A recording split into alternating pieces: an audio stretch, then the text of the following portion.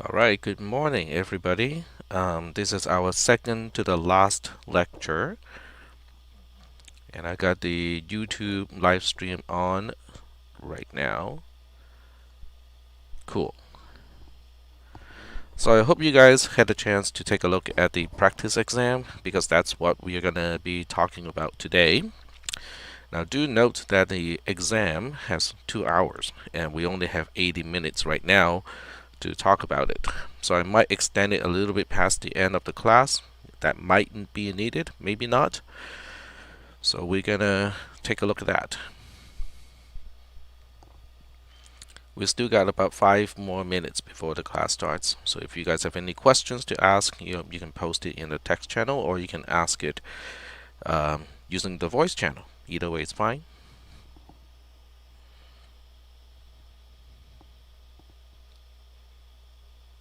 All right, we got Richard typing something.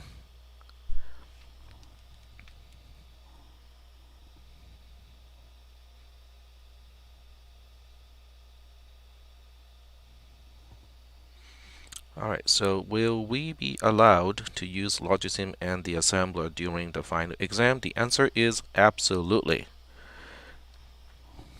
Absolutely. So all the tools that we have been using this semester, you can definitely use any one of those tools or all of them at the same time. You can even watch YouTube of my class, during that time. Yeah, even when I talk about, the solution. So, what I record today, people can actually watch it, during the final exam. Not really sure how much that's going to help. So, that's that. But people can do whatever they want as long as there's no collaboration involved and it doesn't step on any of the academic integrity clauses of the syllabus. Oh, okay, that works. Yeah, it might be helpful, in if you want to test run the code. So that's definitely something you can do.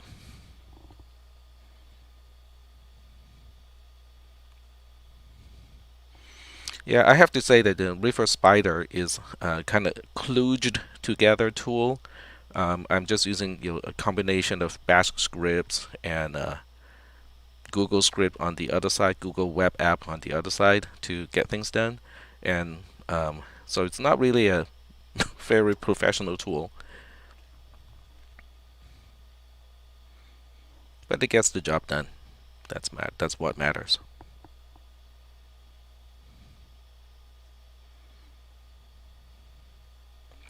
So I have disabled desktop audio right now.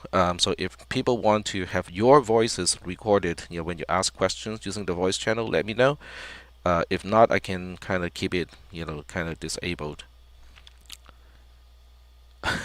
Yeah, it is way easier. But even I was using just the usual manual way of, copy, paste, and then upload, and then, specify how to import. I've been using it for years.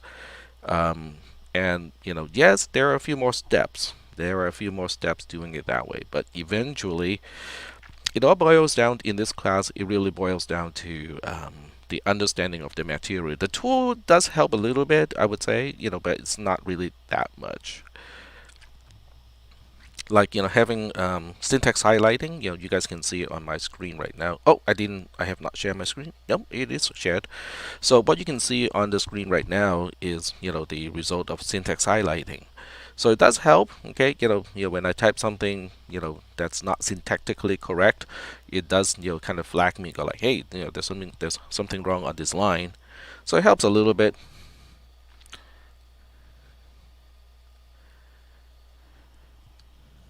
But once again, the most important part of this class is not about the tool. It really is about the understanding of the material. And yeah, so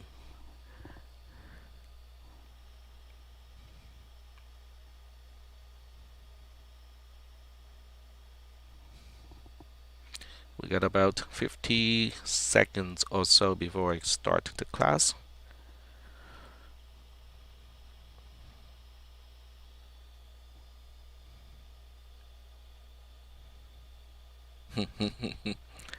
So Jonathan, you might want to explain what that is.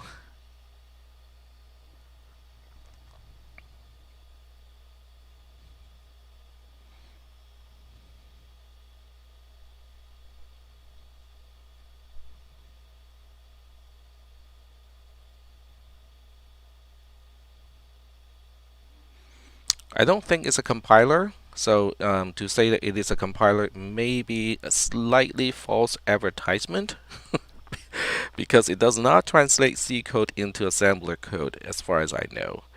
Um, Obviously, I can go there and take a look too, but I don't think that is the case.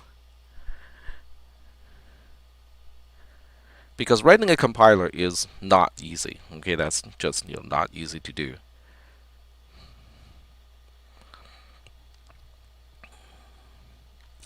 Yeah, so I'm gonna put the documentation into this window here, just so that people do not expect that you will see the C code coming from it, because it does not. Okay, so right here it says getting started in Windows.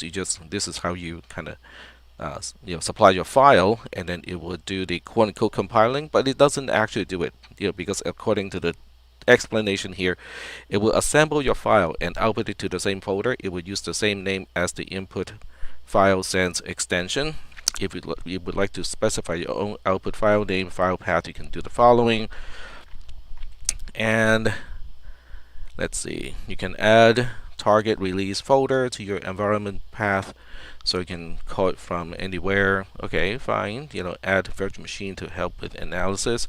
So I can do the trace too, but it does not compile. Okay, because compiling means it is converting from a high-level programming language like C, C++ to assembly code. It does not do that. Okay, it is an assembler, it is a simulator, it is a trace analyzer. So it has all of those things rolled into one, which is basically what my River Spider is supposed to do. But this is a tool you can download and you can run it locally, so you don't need internet access while you are using it. So that's the main thing about this. Okay, so as Jonathan W has written in the text. Okay, so it is consistent with what I just said. All right, so for those of you who who do not want to get River Spider to work because you don't want to work with Linux or Bash or installing Cygwin and that sort of thing, this is one way to help you. It is a student-maintained tool, so I bear no responsibilities whatsoever whether it is correct, wrong, or it works fantastically. I do not know, and it is not up to me to decide. Okay, so if you want to use it, that's fine, but do not blame me if it doesn't work. So there's that. All right, I'm not seeing any more comments in the text channel. Let's get started. All right. So I'm gonna turn down my music a little bit. You guys cannot hear it because it's on my desktop, so I'm just gonna... Where's my Spotify? I'm listening to music at the same time, yes. As some of you probably are doing the same thing too, right? Okay. Alright, so we're gonna get started here. This is the exam for my summer session, and you can kind of imagine how crazy this class gets, when it is taught over summer. Okay, because there were only 8 weeks, so we meet 4 times a week, and each day is like one of our days, in this semester. So the class is really, really compacted. But I'm going to talk about, the exam today. Is an individual exam. No collaboration is allowed. Okay, I think I might have misspelled collaboration. But the whole point is, in the syllabus, I outlined what is academic integrity and what is academic dishonesty. So all of those things will be enforced, for the final exam. If I spot anything, if I see any evidence, suggesting there's collaboration, it will be reported to student discipline. So I don't think it applies to most students. In fact, I'm hoping the entire class would not be impacted by this statement here, because everybody is honest. But I do have to emphasize it just in case some people may have any confusion about where I stand on this type of matter. Your exam is going to be exactly 2 hours, so it's going to be about the same thing. Shortly before the time period of the exam, I will share a document, and shortly after, I'm gonna unshare the document. So it's going to be the same procedure when it comes down to how the test is distributed. Please do all the editing within the Google Doc editor. Do not copy and paste. So I know some of you really have a favorite editor outside. Please refrain from using the outside editor. You do all the editing within Google Doc, because I would like to see how a document is changed over time. Let's see, somebody posted something in the text channel. Nope. Okay, maybe not. Alright, so moving on. Okay, so that's for people who want to use VI, such as myself. But I can use Google Doc too. Okay, and frankly, most of the time is going to be spent actually analyzing the code and not so much editing, because the whole program is here. It's just that it doesn't work. You can use any material, but not live interaction with another person. You can also use the following tools. So you can use the syntax highlighting editor that I'm using right now. And Terrence typed something, so we shouldn't move the code into the assembler and work in there. You can use the assembler. You just have to make a copy, and when you want to use the assembler. So you can do a Control A, select all, right? And then you go to the assembler and then just paste it there. So that would be the quickest and easiest way to transfer your code to the assembler if you want to do it that way. You can also copy and paste it into Notepad, okay, if you're using Windows, and then save that file and then use River Spider. So that's the other way to do it. So there are ways you can move the code into the assembler, get it to assemble. Text Logisim Processor Simulator. So that means you can indeed use Logisim to try to test run the code or do whatever you want, okay, with Logisim. Okay, the main idea is no collaboration with a person, but you can use tools. Okay, text trace analyzer, they're now combined into one, so the assembler and the trace analyzer is the same spreadsheet. It's a good idea to get a fresh copy of the assembler and the trace analyzer, because if that's what you're planning to do, make sure that yours is not corrupted. Because sometimes if you remove a row, okay, if you press the wrong key, you can kind of mess up the tool. So making a fresh copy, is going to be helpful. And Jonathan, this is Jonathan C, not Jonathan W. So this Jonathan took CISP310 in the summer. And the tool that this particular Jonathan used was what Jonathan W posted earlier in our text channel. So that's the same tool that I'm referring to here. You're allowed to use it, okay? But I'm not going to say anything about the correctness or the efficiency of that tool, okay? So use it as you might want to use it a little bit before the exam, just so that you know how to use it, okay? So I'm not gonna tell you guys how to do it, because it's not a tool that I am supporting. Comment the TTP ASM code to show me how you know how to relate the assembly code to C code concepts. So whenever I use C, it means C++. Okay, we talked about this quite a bit in this class, because C is really a because C is really a subset of C++. So when I refer to C, I really mean C++. And where did that go? Huh? Okay. I do not expect anyone to actually getting the program to work properly, which means I will give partial credit. Anything that helps demonstrate the content is going to help you get partial credit for the most part. Okay, so unless it's something that's way too obvious, or it doesn't actually relate to the C code. So if you have a instruction like increment D, and the comment says it increases the value of register D by 1, it's worth nothing. Okay, because in that case you're just translating the assembly code into what the assembly code is meant to do. So what constitutes a score of 4 if we aren't expected to get a program perfect? You just have to spot all the things that are wrong and fix those. And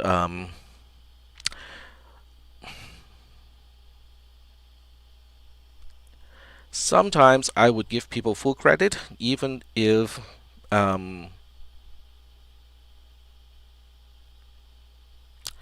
let me try to think of how to rephrase that.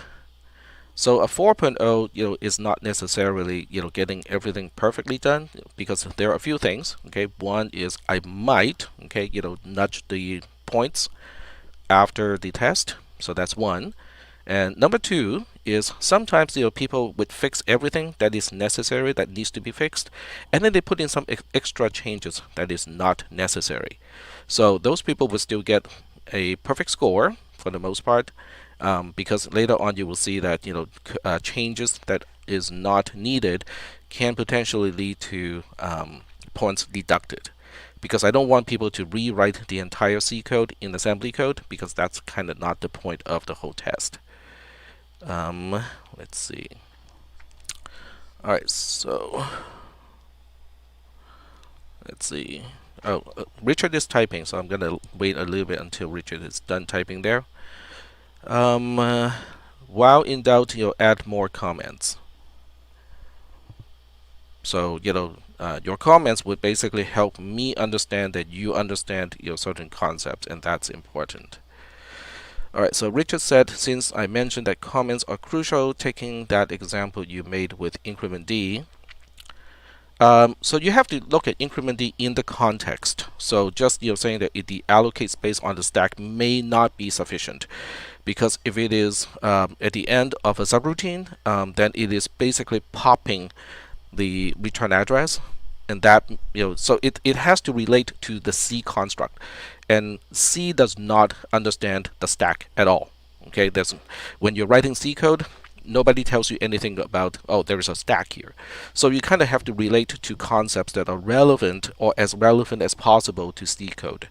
So returning, popping the return address, now that is useful, because when you're returning, then you have to use the return address. So that is much more important in that context. Is it better to comment everything to fix everything? I want to know what to prioritize in case I run out of time. All right, so if you run out of time, only comment on the stuff that you need to fix. Okay, so I'm gonna say that right out, say that right now, and say, if you do not spot anything wrong, commenting is only for your own benefit, so that you can continue to track which register has what and what is on the stack. But if you spot something wrong and you need to fix it, then you need to comment. So you need to tell me what is wrong with it and how you're fixing it, and why that fix is supposed to work. So is that helping, Terrence? Yes, so debugging is the most important part of the test. Yes, spotting the problems, figuring out how to fix it, and fixing the problems. That really is what I'm trying to assess in this test, because that implies that you understand all the material and know how to apply the material. Not in C code. The C code is given to you, so there's no need to fix the C code. There's nothing wrong, absolutely nothing wrong with the C code. What is wrong is the implementation. So there is that. So basically, right. So you need to track it too.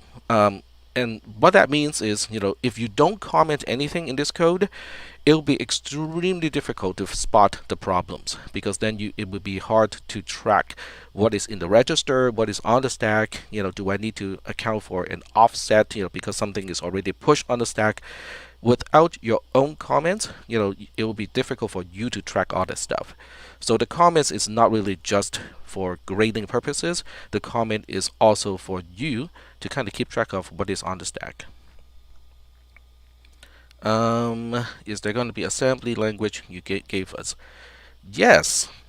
This is, okay, so first thing first, okay, download the file that I put a link at the beginning of today's lecture. I believe this file was shared from last week. I think last week I actually shared this file too. So this is the test. This is the entire test from the summer session. So I'm inching my way to that portion. All right, so here's the C code. So begin C code, that's how I indicate the beginning of the C code. So let me turn on line numbers here. So if you look at line 26, this is the beginning of the C code. It does compile, okay? So if you put the C code without all the slash slash at the beginning of the line into online GDB, it does compile, it does run, and then you can use the online GDB debugger, GDB, to figure out what that code is doing and how it's doing it.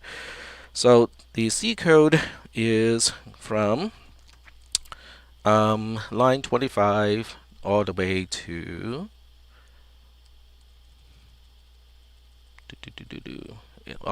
line 95.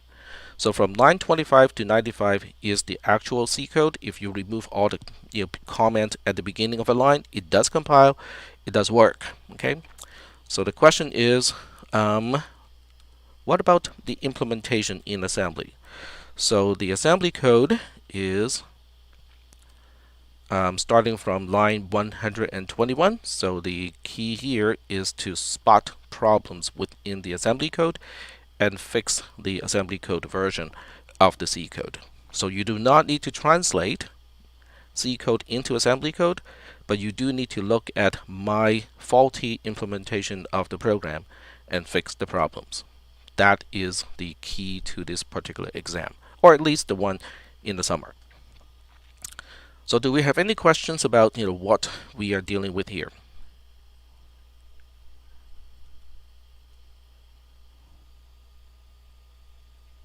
And I'm keeping an eye on the text channel, but you can also see there's a convention. If you're removing code, you want to comment it out, insert a line commenting around the code deleted with an explanation. If you're changing a line of code, you want to copy and paste the old code, comment out the old code, edit the duplicate, and then explain what has been changed and why you made that change. And if you want to add missing code, then you use comment to indicate the code is added along with an explanation. In other words, I need to see that you explain to me what is being changed and why you're changing it. And the only way for you to get to that point is you kind of have to track, what is in the registers pretty much at all times. All right, so we got 2 people typing. I'm gonna wait a little bit over there, and so the reason why I split the screen is because one half I want to stay on the C code, and then the other half I want to go to the assembly code. Unfortunately, it doesn't split the screen very well, so I'm gonna have to try to do it again. This is a vertical split. There we go. And I think it might have to do with some lines extend past 2 lines, and that's why it doesn't quite like it. Okay, that's nope, that doesn't work. All right, is byte a label? No, byte is a directive. We have used that in some of the labs already.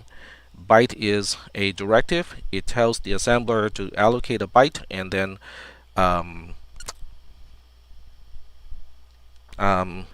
you initialize that byte with whatever is whatever expression is on the same line as the byte directive. So yeah,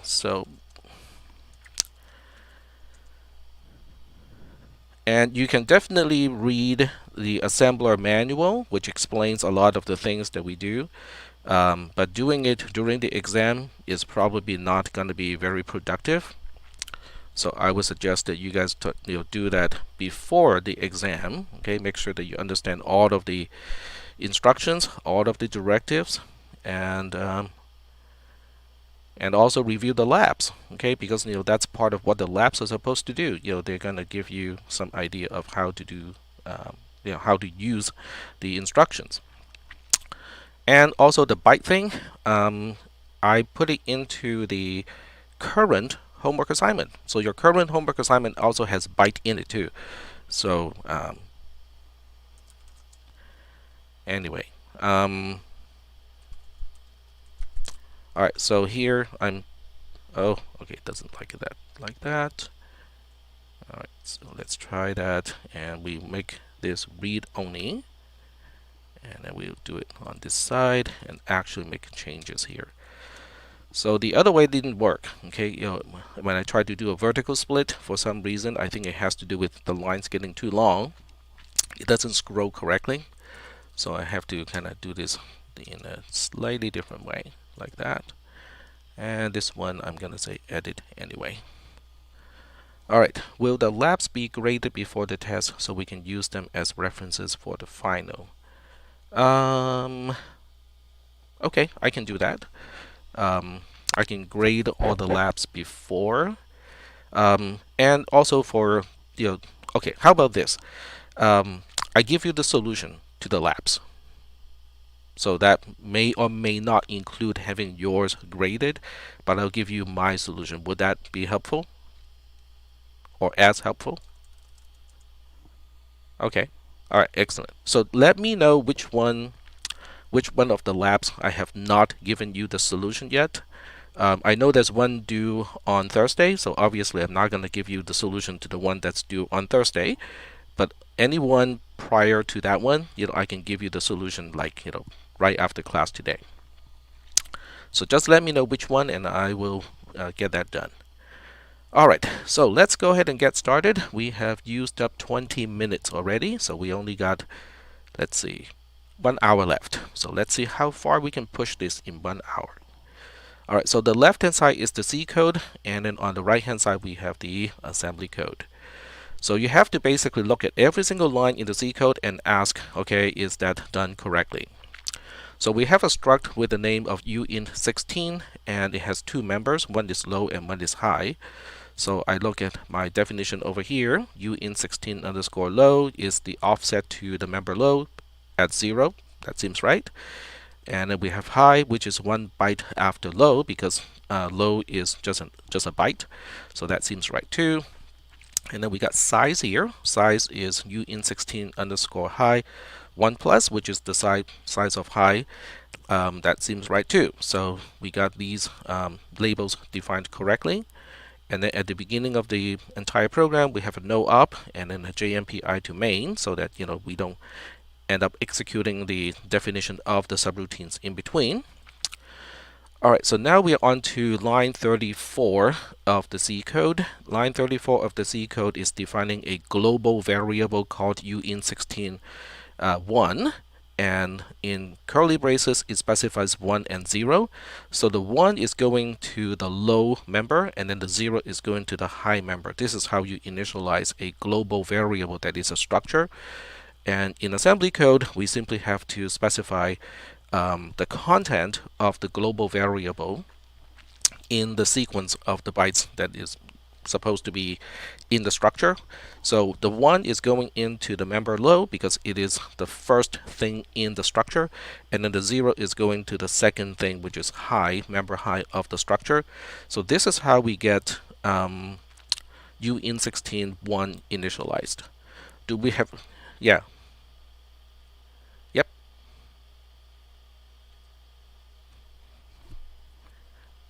All right.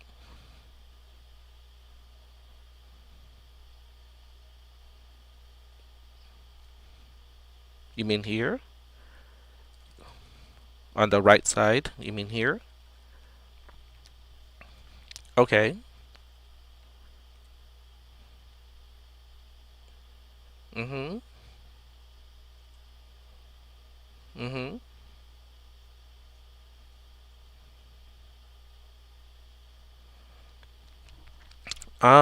No, I'm just defining the labels. So whatever, go ahead. Um,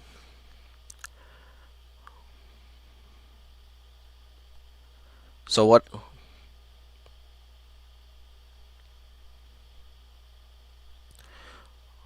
Okay, so the left hand side, which is uint16 underscore high colon, means we are defining a label. That's the syntax of a label definition, is some kind of name with a colon right after the name. And then on the right hand side, we have what we call a RPN, or reverse Polish notation expression, which basically you specify the value first, and then we specify what we want to do with the value. So on the right hand side, which is uint16 underscore low 1 plus, is really just computing what is uint16 underscore low plus 1. Okay, because normally we use an infix notation, but the assembler uses a postfix notation. which in this case is 0 plus 1, because the label uint16 underscore low is defined to be 0. So we have 0, 1 plus, which is 1. That means the label uint16 underscore high is really just 1. And that is the offset of the member high in a uint16 structure.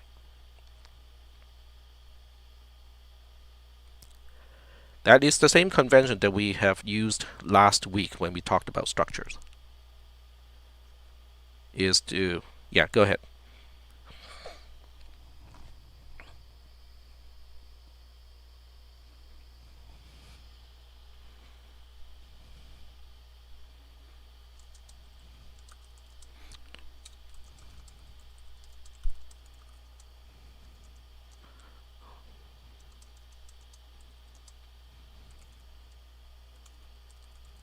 Now this is, unless it has a bug, you don't have to comment it, but you do have to understand it in order to kind of work on this exam.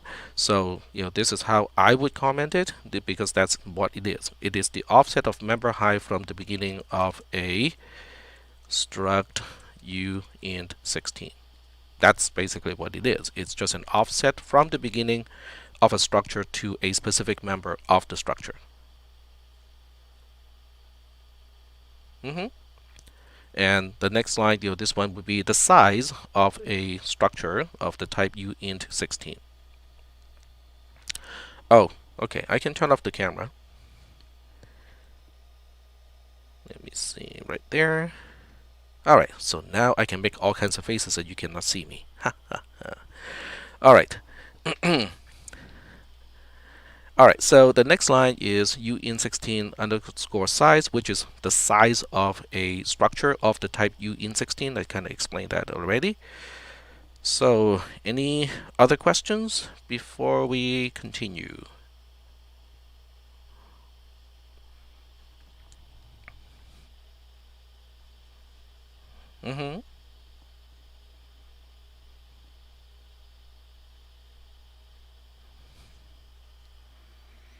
It allocates 1 byte and then initializes that byte in RAM to a content of exactly 1.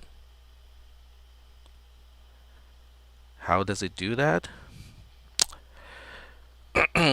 Well, that is an interesting question, because I'm going to guess that you are asking, the actual effect of what that line does instead of how the spreadsheet is getting it done. Because how the spreadsheet is getting it done is somewhat irrelevant to the exam. So I'm going to assume it is the other way.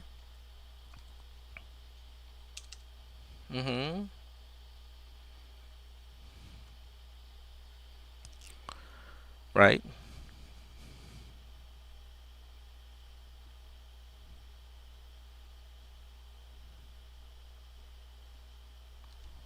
Okay. So I'm getting into the assembler right now, and it's taking its sweet time to load. There we go. Okay, so I'm gonna get back to the source tab, and then we will get rid of this code, and then we'll just use .byte. I mean, just byte here. So byte 23, byte 65, and then we'll see what it does in the assemble view. Okay, so here's assemble, and we can see how the first line, which is byte 23 in decimal, will end up with just a byte of 17 in hexadecimal, which is the value of 23 in hexadecimal.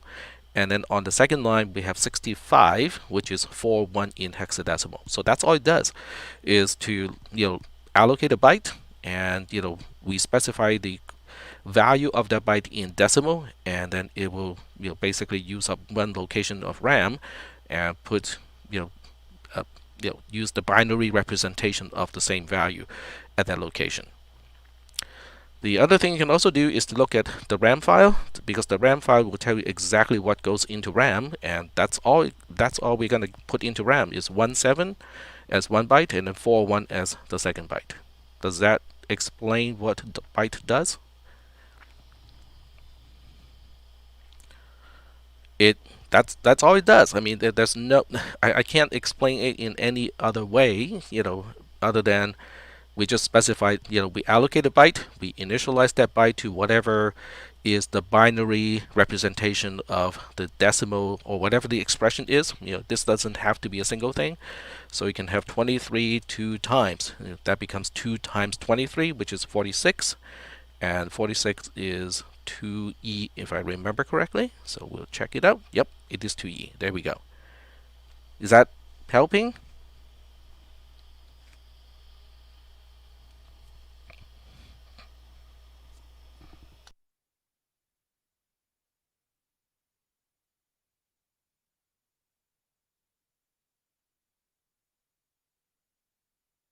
Okay, so the reason why this is in the code is because we have a global variable that is initialized. So it boils down to a C++ concept of global variables are statically allocated. And when you initialize a global variable, you're basically just sticking certain byte content into where the global variable is supposed to go. Mm-hmm.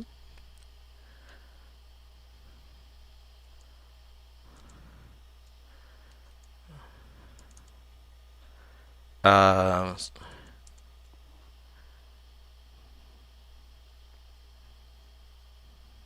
mm-hmm.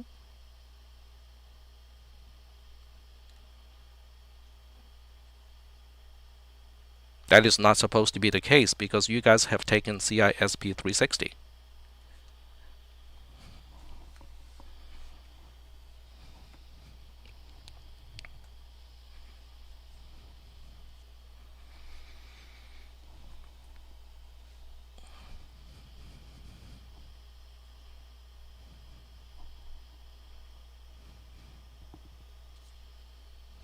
Mm-hmm.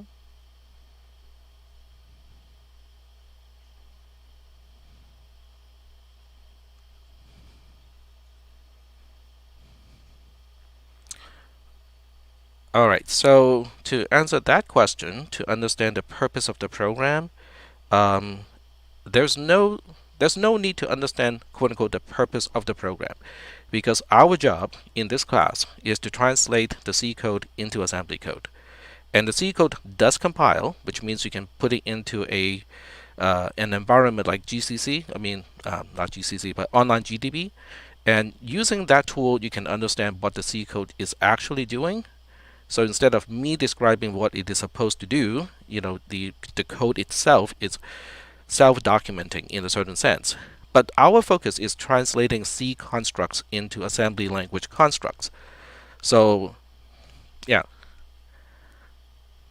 Mm-hmm.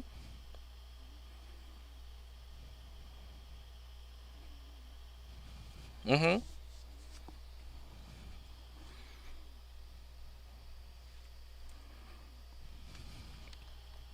Mm-hmm.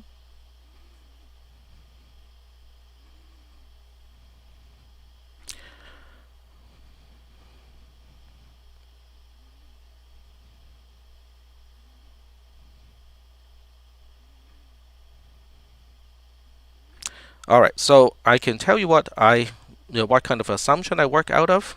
I work out of the assumption of what is supposed to be taught in CISP 360. So global variables is supposed to be taught in CISP 360. Structures were supposed to be talked about in CISP 360. And the fact that, uh-huh,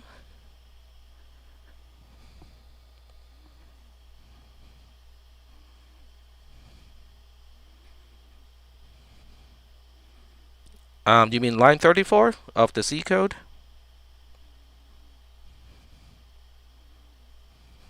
Mm-hmm, mm-hmm,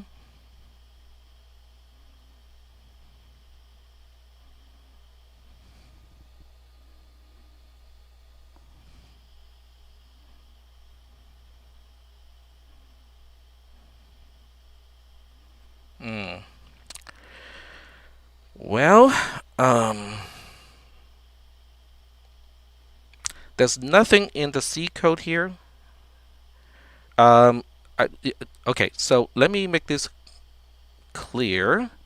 Um, I worked out of the assumption of the prerequisite of this class, and I do not take vote of the number of people who do or do not understand the concept. That is not super important to me, because yes,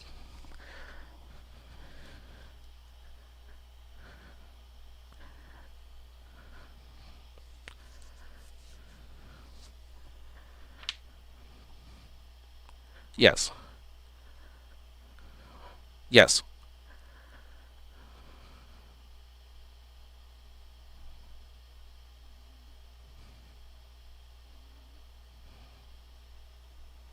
Mm-hmm.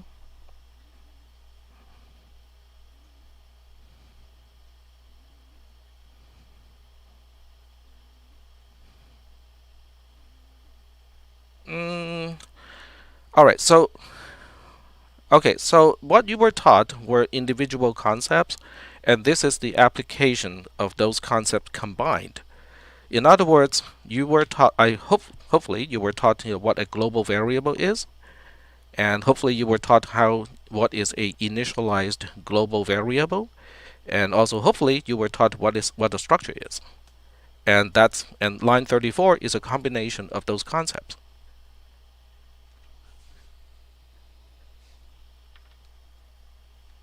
So it is not a single thing, it is a combination of things that CISP 360 is supposed to have taught. Now, that being said, if you want to test run it, this code was given, this entire program was given to you guys about a week ago. So let's go ahead and just use online GDB and figure out what that is going to do. So we have int, I think it was a uint, I cannot remember. Yep, uint. I mean, um, so I don't think we're going to be able to finish, talking about the exam today, but I'm going to address these individual issues first. Is how do we approach this? Okay, so we define the structure, and then we specify. Okay, uh,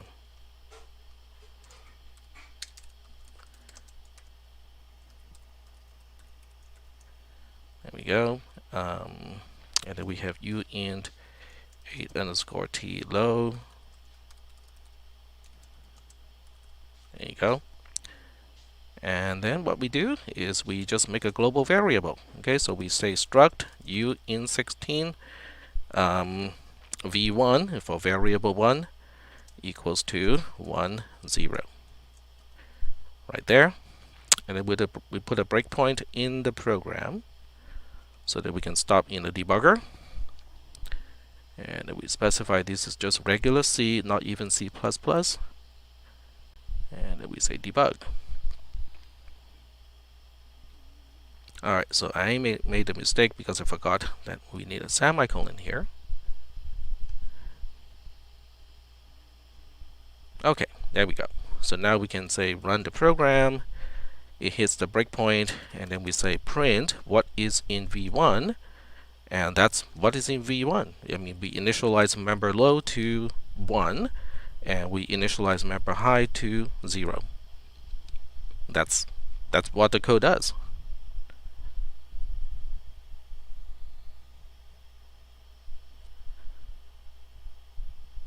And it's a combination of global variables are static, which means they're not on the stack. They are just sitting there somewhere. You can initialize global variables, and you can also initialize a structure. So a structure can be initialized by specifying what each member is supposed to get, in the curly brace notation.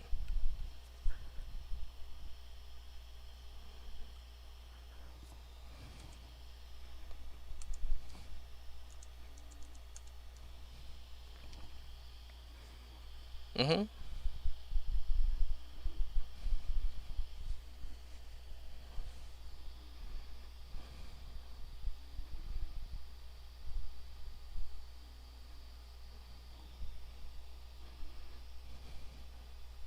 Mm-hmm.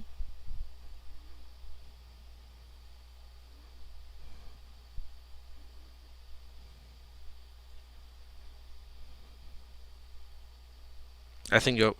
Go ahead.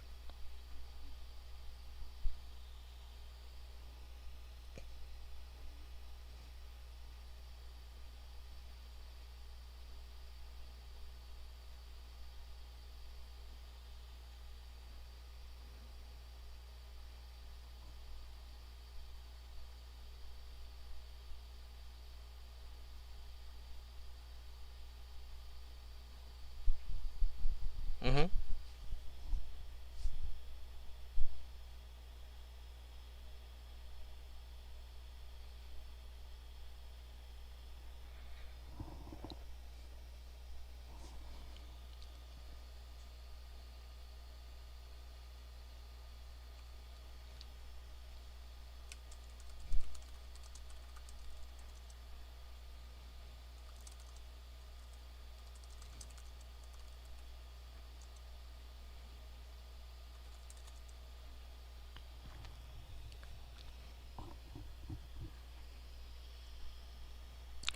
All right. So there's a question in the text channel while Matty is switching to the computer.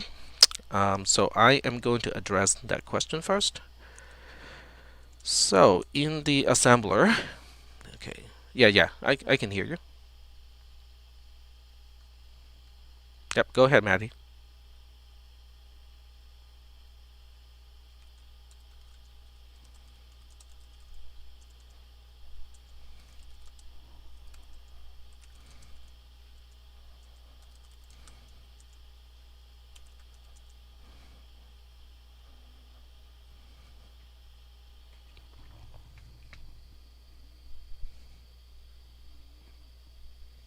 Mm-hmm.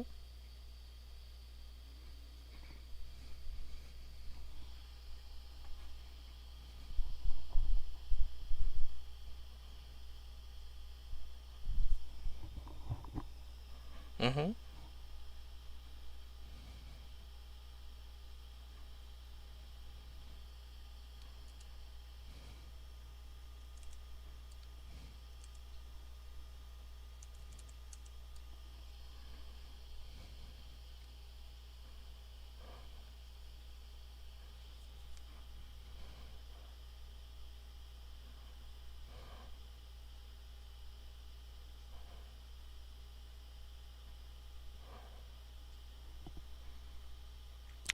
Right, because struct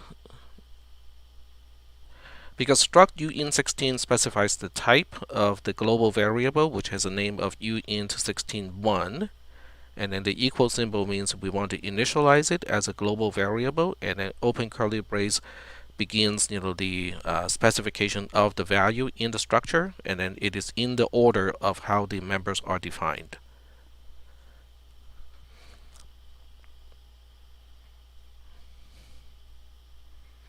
Mm-hmm.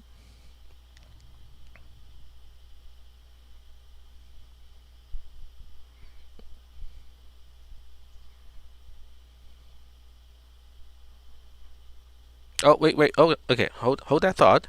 So uint16 right here is just the name of the structure. I could have named it TAC. I could have named it, something else. So the fact that I named it uint16 is because it is supposed to implement a 16-bit unsigned integer, and that's why it is named uint16. But I did not comment it because that is actually not relevant to what I'm testing in this exam, because it would just kind of add more useless information into the exam.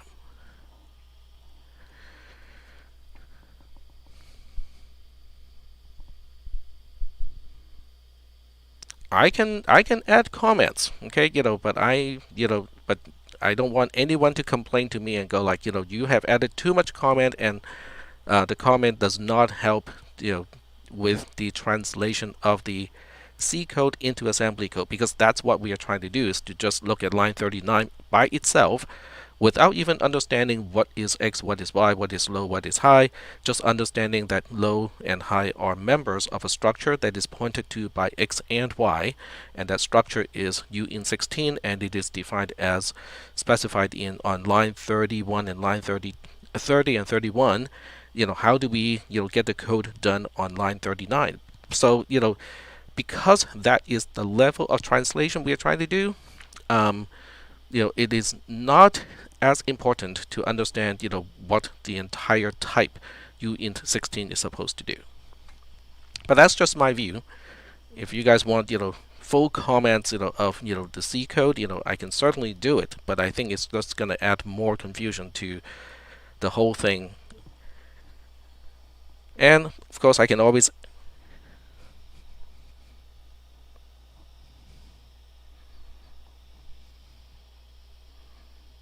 mhm.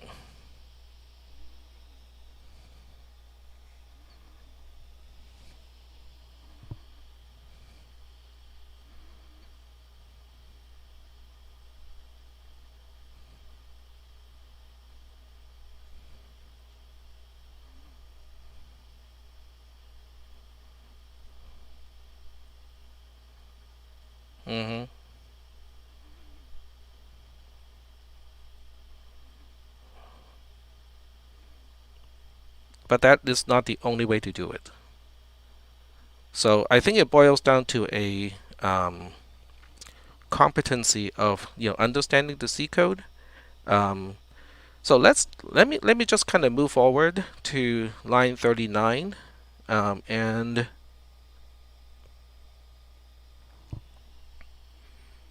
yes, we have seen it. We have seen it this semester. We did see it when we talked about 2's complement, and the program that subsequently that we did in the lab made use of this operator. It is called the bitwise not operator.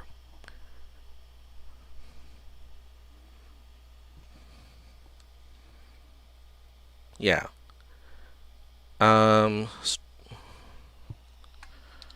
Yes. Yes, we did. Yes, we did. Yep. That's why it is important to take notes, and it's important to kind of remember what each notation means, and stash all of those definitions in the place where it is easy to look up. All right. So Vlad typed something in the text channel. Unfortunately, there's no such thing in Java, and C are very distinct when it comes down to how we access structures. So no garbage collection, and there are a few other things too. This notation was also discussed in class. So we talked about how. So I know how people hate me when I say, oh, we talked about this in class already, but that is the truth. It is factual that I talked about it in class. So when we use this notation, x points to high, it is the same thing as saying we need to access member high of the structure that x is pointing to.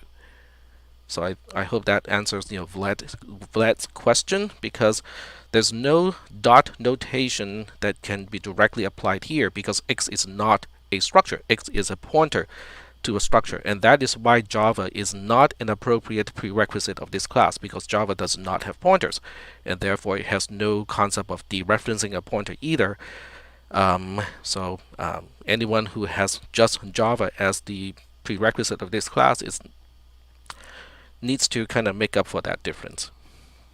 Yep, Ivan is correct. I believe I explained that in a previous class as well. Yep, very good.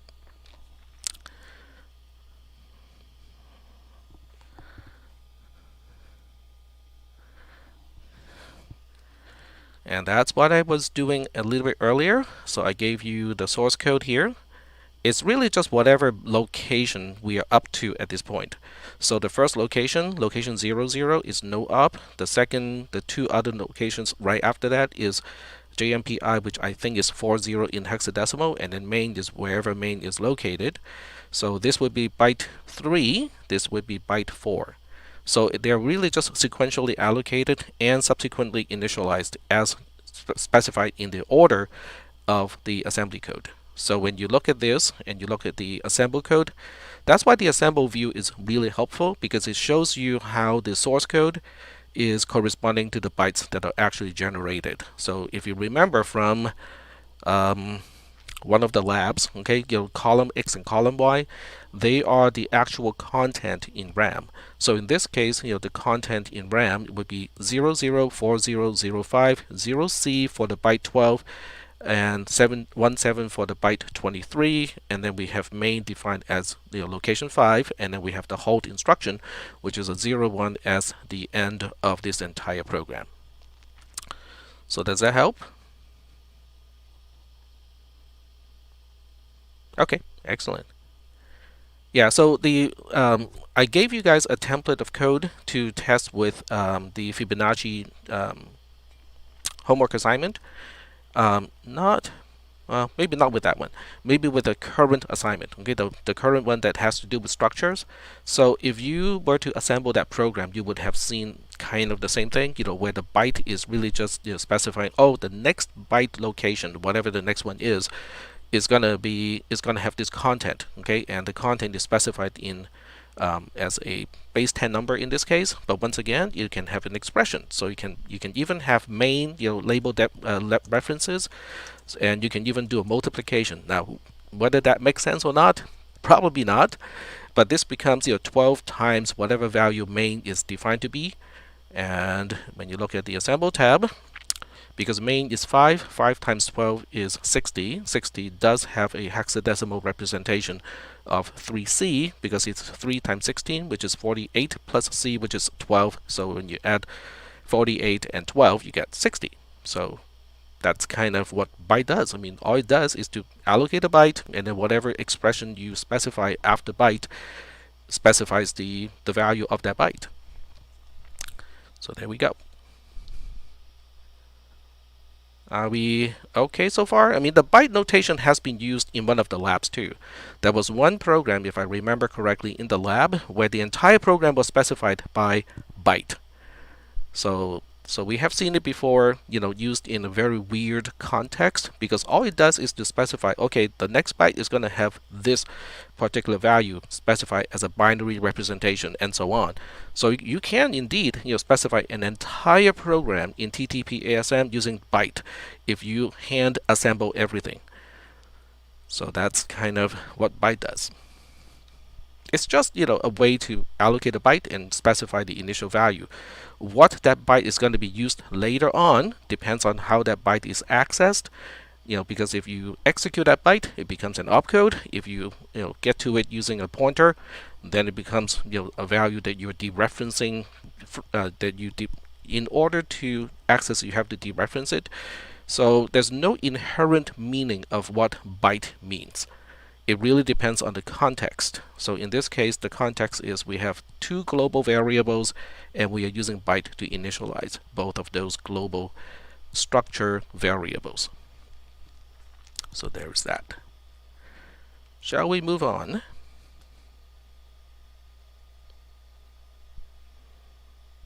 Okay, yeah, I see that.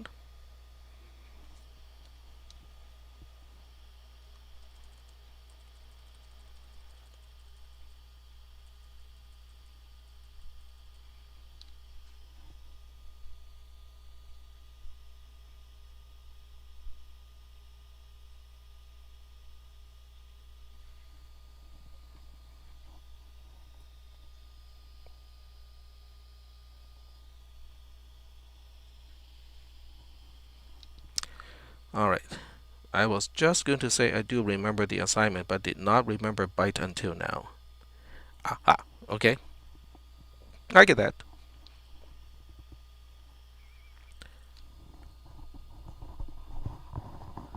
But that's partially why the whole thing is open book and open notes, so that you can refer back to things that we have done in the past. Okay, that helps too. Having your own translation of the opcode table does help, because every time you try to document something, you are gaining a new depth of the thing that you're trying to document. Yes, the first time you use byte is in the next assignment. Nope, that is not true. That is not a truth statement. We use byte, in a question from a quiz/lab before?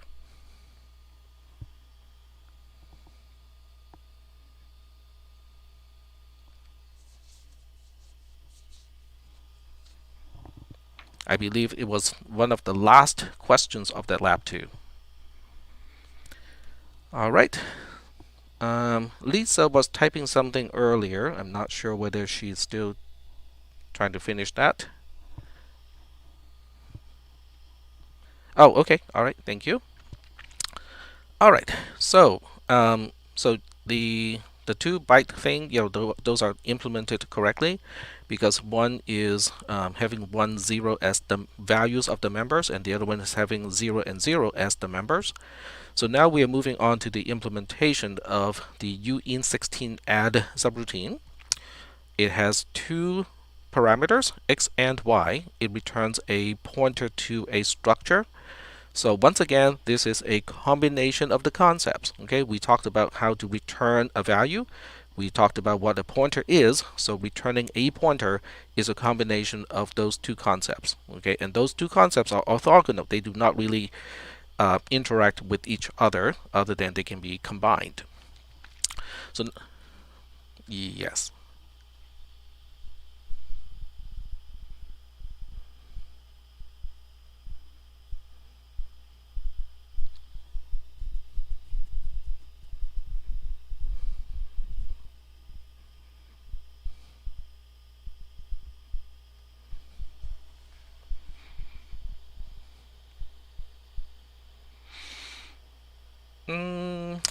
How the parameters are passed by the caller is up to the caller.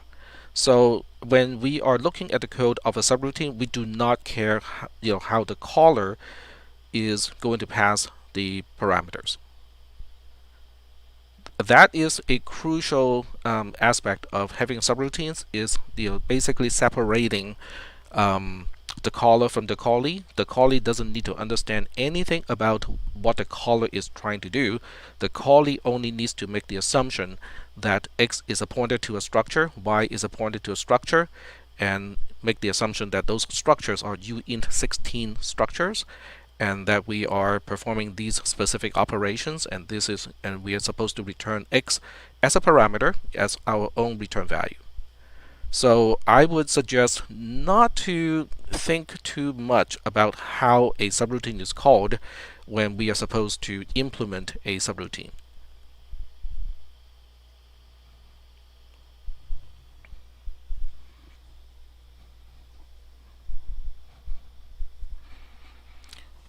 Yes, so we should know that y is pushed first, and then x is pushed, and then the return address is pushed. So that is the caller-callee agreement. Oh wait, this is a good discussion, because I forgot that I was wanting to talk about that too. So let me get back to the modules, and I think this is the wrong class. Yep, it's the wrong class.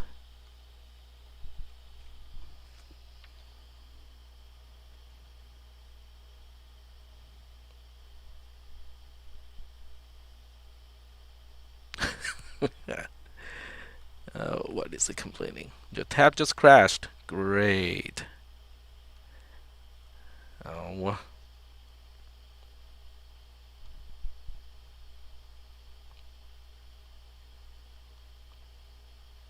Okay, let's try to refresh it.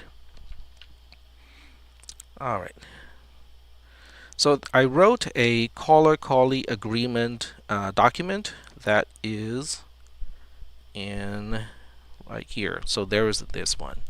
So this is really important, because this really summarized everything that we have kind of talked about when we once we talked about calling and returning all the local variables, parameters, and so on and so forth.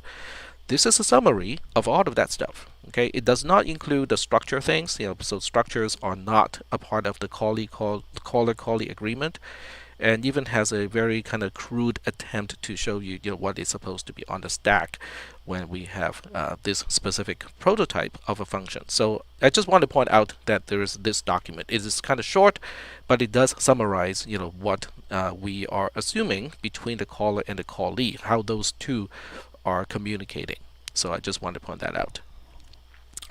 All right, so getting back to our code here. All right, so now we have to first check the labels. So the labels, LVS is local variable size. Okay, so you can see that it's not even referred to anywhere within the code. So that means, how it is defined is not important because it's not even referred to. What is important is, oh, by the way, it is referred to, but since it is just 0, so 0, 1 plus is just 1, which means x is 1 byte away from where the stack pointer points to. That is the convention that we have been using in this class, is we define labels corresponding to the parameters, and those labels are basically indicating the number of bytes between where the stack pointer is pointing to after we are done with allocating for the local variables to the things that we want to access on the stack. So x being 1 byte away from where the stack pointer points to is correct. Y is 1 byte beyond that. That is also correct. And now we get to the first statement here. So it looks like a pretty nasty thing. So the first thing you need to do is to figure out what is the order of doing things here. Okay, so what do we need to do first? So let's go ahead and check out what we need to do first. So the first thing we have here is y points to high. Okay, so we are looking at this specific construct here. This is referring to the value of member high of the structure that y is pointing to. So the code here is trying to implement it. And so I'm going to help you guys out a little bit here to basically help you understand how I would track the register content, because it is important to keep track of all that stuff. So b is offset to, and I'm going to use double equal here because it is offset to param y from where d is pointing to. Okay, so and then the next one would put c is offset to member high. So so b is an offset, c is an offset too. And by adding these two, okay, so after this, then c is offset to member high.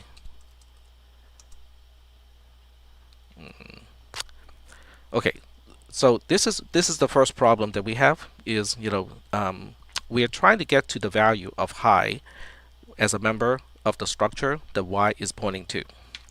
And oh wait, there we go. So the b is not a pointer. Okay, b is not even an address. B is just the offset from where the stack point is pointing to the parameter y. So we are quite a few steps away from being able to say, okay, now we have the address of high. So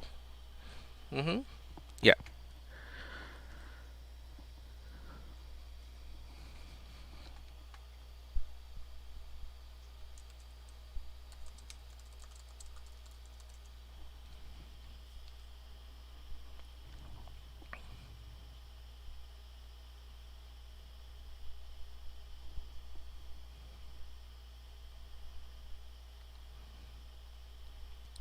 Are you talking about B? Register B? Before. Okay, can you point to the line number? So, okay, so yeah, well, I just turned on the line number, so that's why it would be impossible for you to refer to it until I turn it on. All right, so yeah.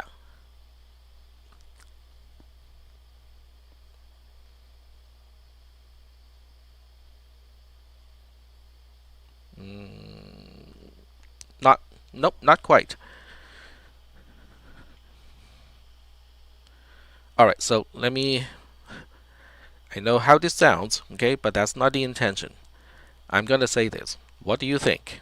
what do you think is going to be the value of the label U16 add underscore Y that is defined on line 141? And that's, you don't have to guess. There should be no guesses here because everything is already defined from line 139 to line 141. We have all the definitions that we need to figure out what is the label U16 add underscore Y. Now, how it's used is something that we will determine and see later, but the value of the label is already kind of defined by these three lines. Line 139 to line 141 together, these three lines should tell us exactly what the label U16 add underscore Y is. It is 2, exactly, because we know what x is. X is 1. So if x is 1, then this is 1, 1 plus, which in reverse Polish notation is 1 plus 1, in infix notation. So that means it is 2. Yep, so you're correct. It is 2. So 2.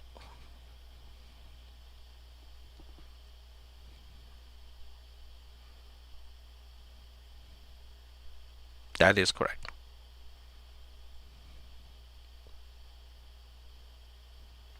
Well, I would say what I type here is relevant because it is the offset to parameter y.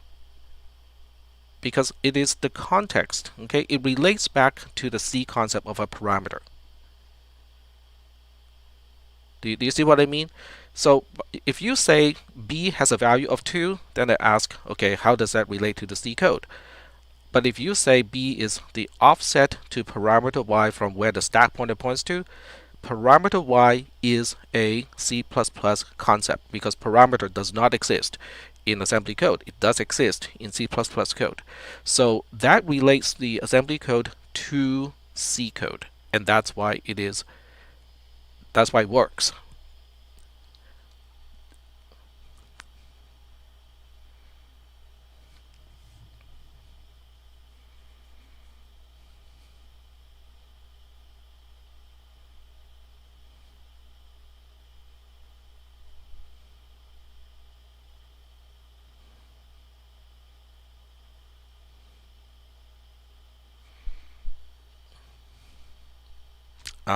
The convention that we have used in this class is when we want to refer to the offset of a member from the beginning of a structure definition, we use the name of the structure as a prefix, and then we use the name of the member as the suffix.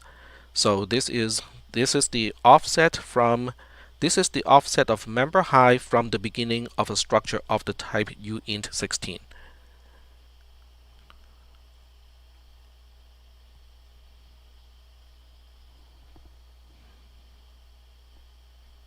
Yes, we did.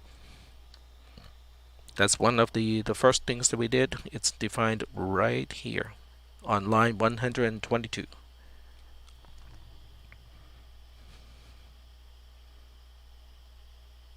That's exactly how I commented it, which is the offset of member high from the beginning of a struct uint16.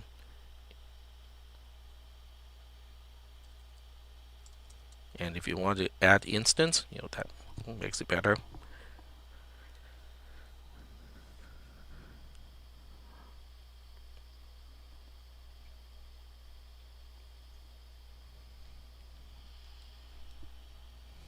Okay, I can show you exactly how it can also be demonstrated in online GDB. All right, so we're getting back to this program here, and the offset. Okay, let me see. Why is it not? Okay. Oh, it's reconnecting to the server. Great.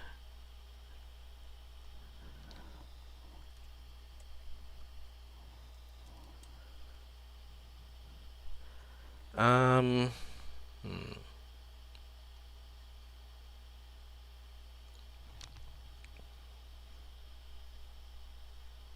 Yeah, it just timed out on me. Yep, nothing works. Okay, fine. If that doesn't work, there's always another way to do it. But I don't have the same text size. How come it doesn't have the same text size? Right. Go ahead.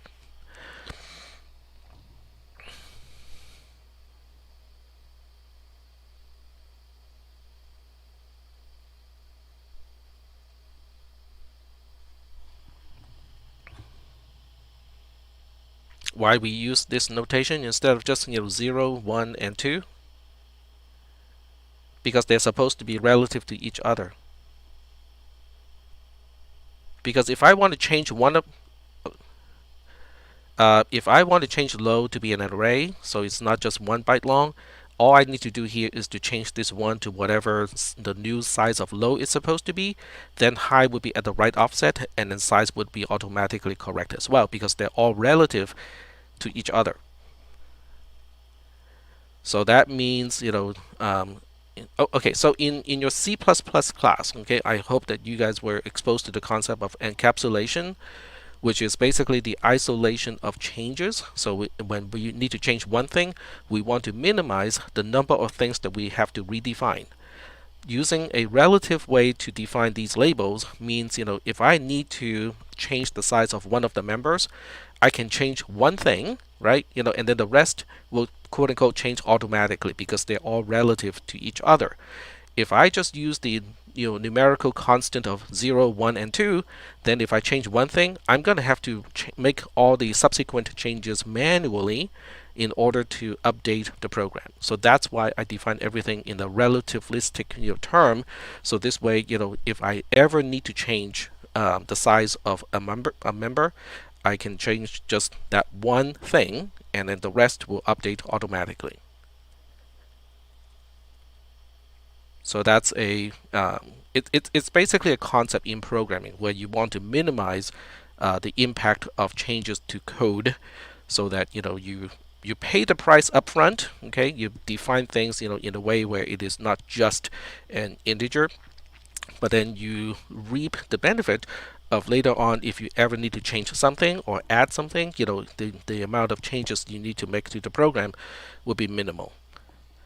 LVS is the local variable size, which in this case is 0 because we don't have any local variables in this particular subroutine. All right. Will the final exam be just one question? It is one question that has multiple parts, so each flaw that you're supposed to fix is quote unquote one part. So typically it has, I think last time I had maybe 20 parts or something like that. I cannot remember. I can look it up.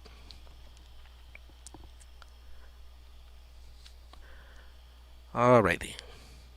Sure. Alrighty. So getting back to this code, okay, so let's try to plug it through. Yes, the C code is guaranteed to be correct.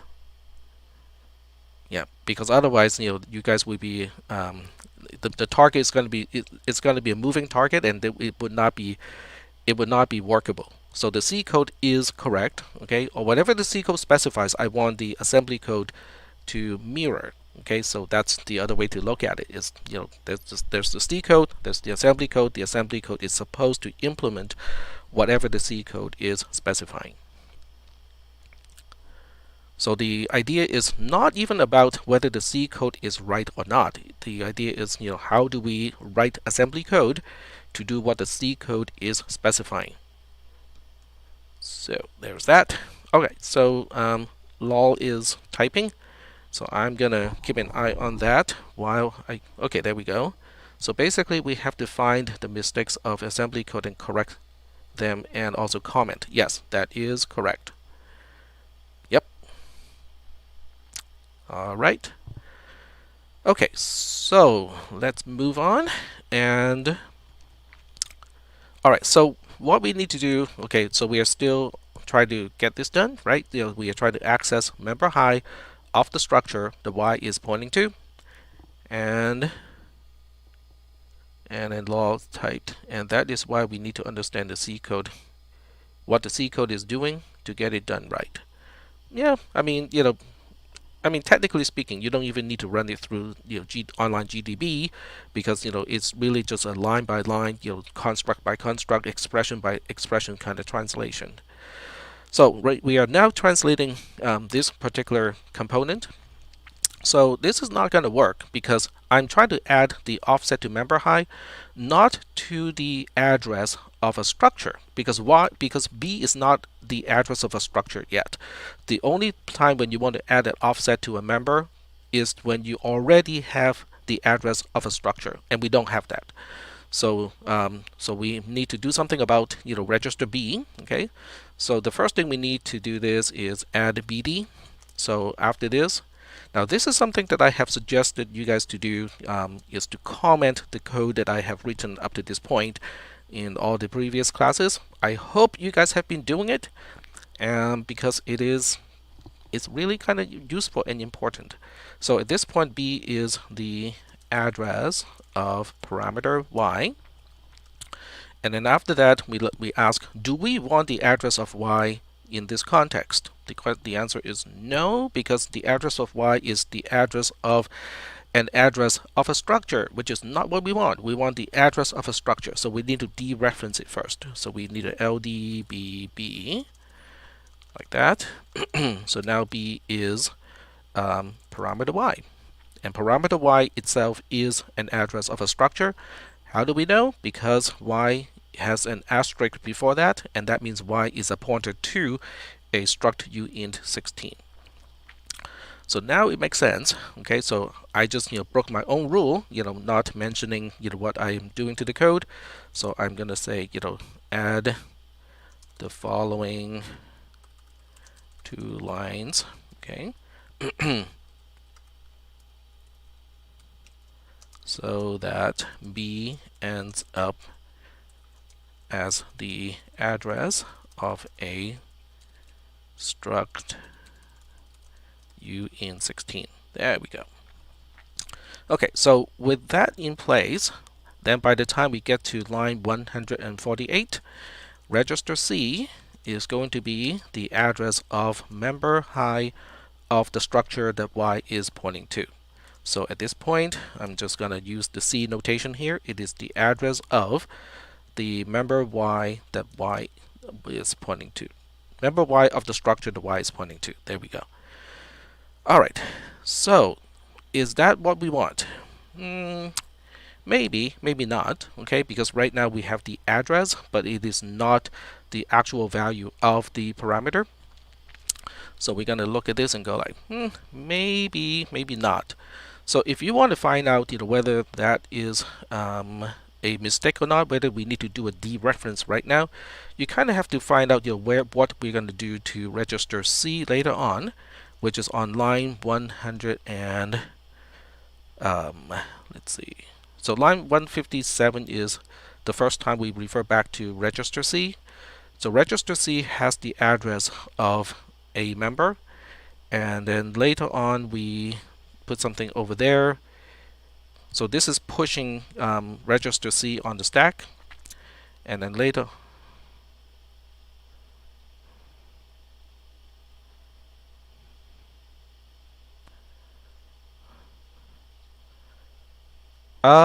well, I'm just doing it my way, which is kind of random.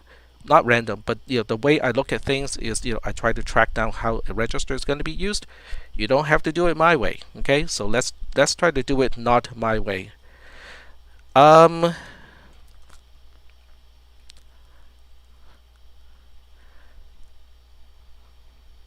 Yes.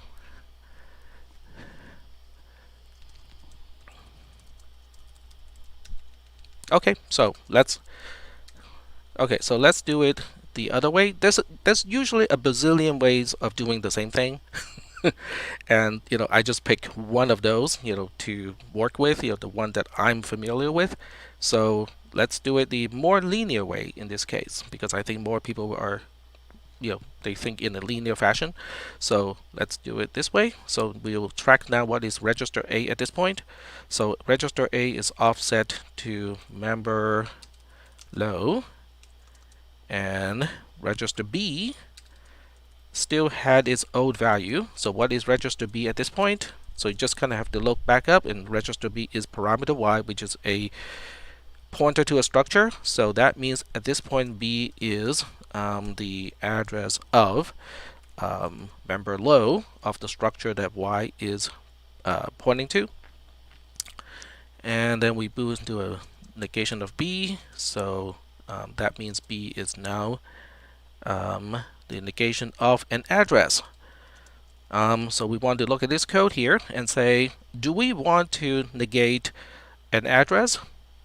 I mean, I'll let you guys, give me the answer. Okay, are we negating an address when we look at this particular statement here? Nope, we are negating the value, not the address. Okay, so that means we need to do something about this, right? So I'm gonna say add the following line.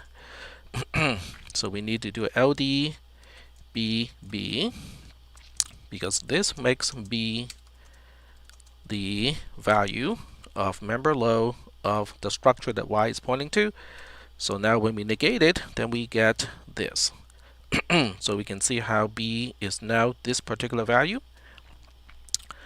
And we also need a comparison, right? So before we go there, we are gonna so that's 1. So now we track A again. So the whole thing is just tracking the registers. Okay, A is offset to X, and decrement D, store A into D. So this is pushing. Okay, this is pushing the offset to parameter X on the stack, and then we push C on the stack. And register C currently has the address of member Y, a member high of whatever structure Y is pointing to. So this is pushing this thing on the stack.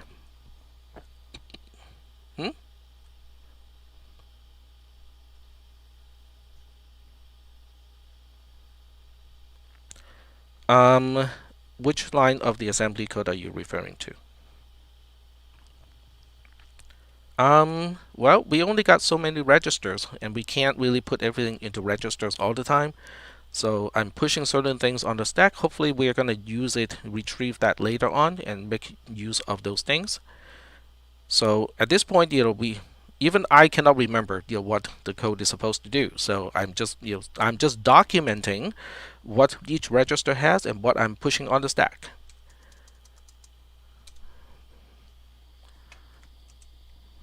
Uh-huh. Mm-hmm. Mm-hmm.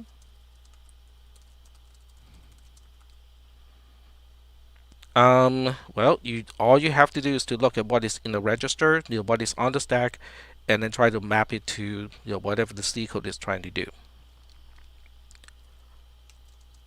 All right, so getting back here, now we're adding C to it.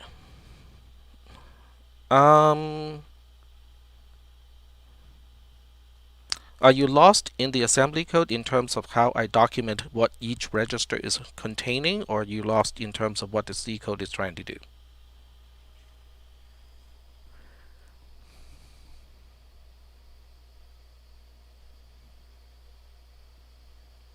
Mm-hmm. Mm-hmm.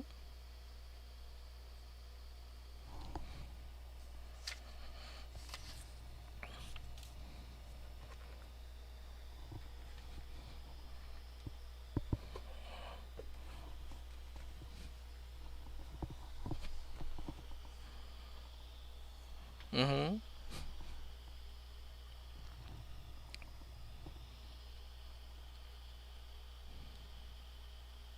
Mm-hmm.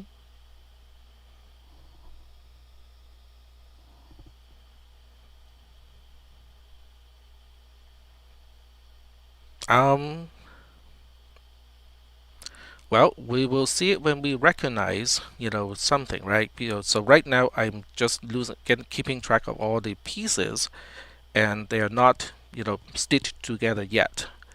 So when we see add, or when we see dereferencing, that usually is a clue of, okay, maybe this is important. So right now we are on line 161. in the assembly code, this might be important because now we need to go back to what is in register A. Register A is an offset to parameter X.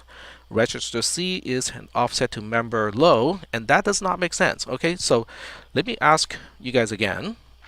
What are we supposed to add the offset to of a member to?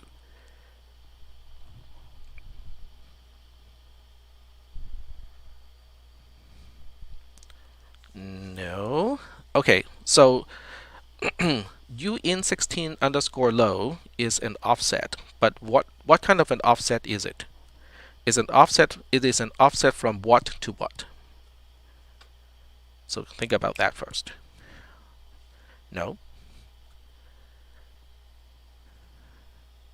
It's from the beginning of a structure, that is correct, in the text channel.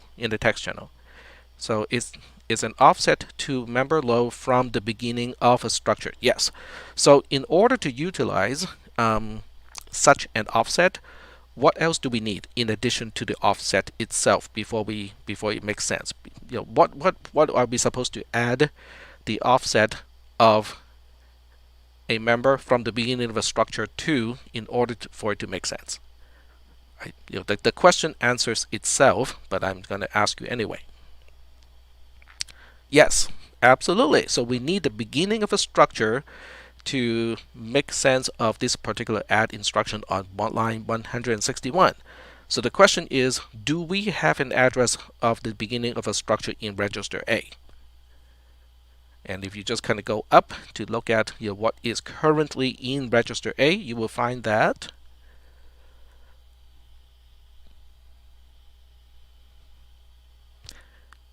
no, that's not in register A. What is in register A?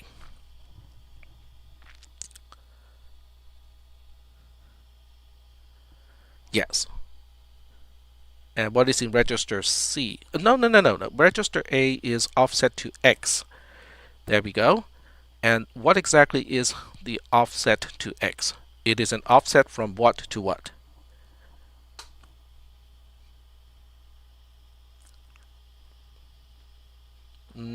What is X? Dalton is correct. It is from where the stack pointer points. Yeah, so in the text channel, it is from where the stack pointer points to the parameter itself. And the parameter itself is the address of a structure. So that means, however you look at this add instruction doesn't make sense because we are trying to add an offset to a member to an offset to a parameter.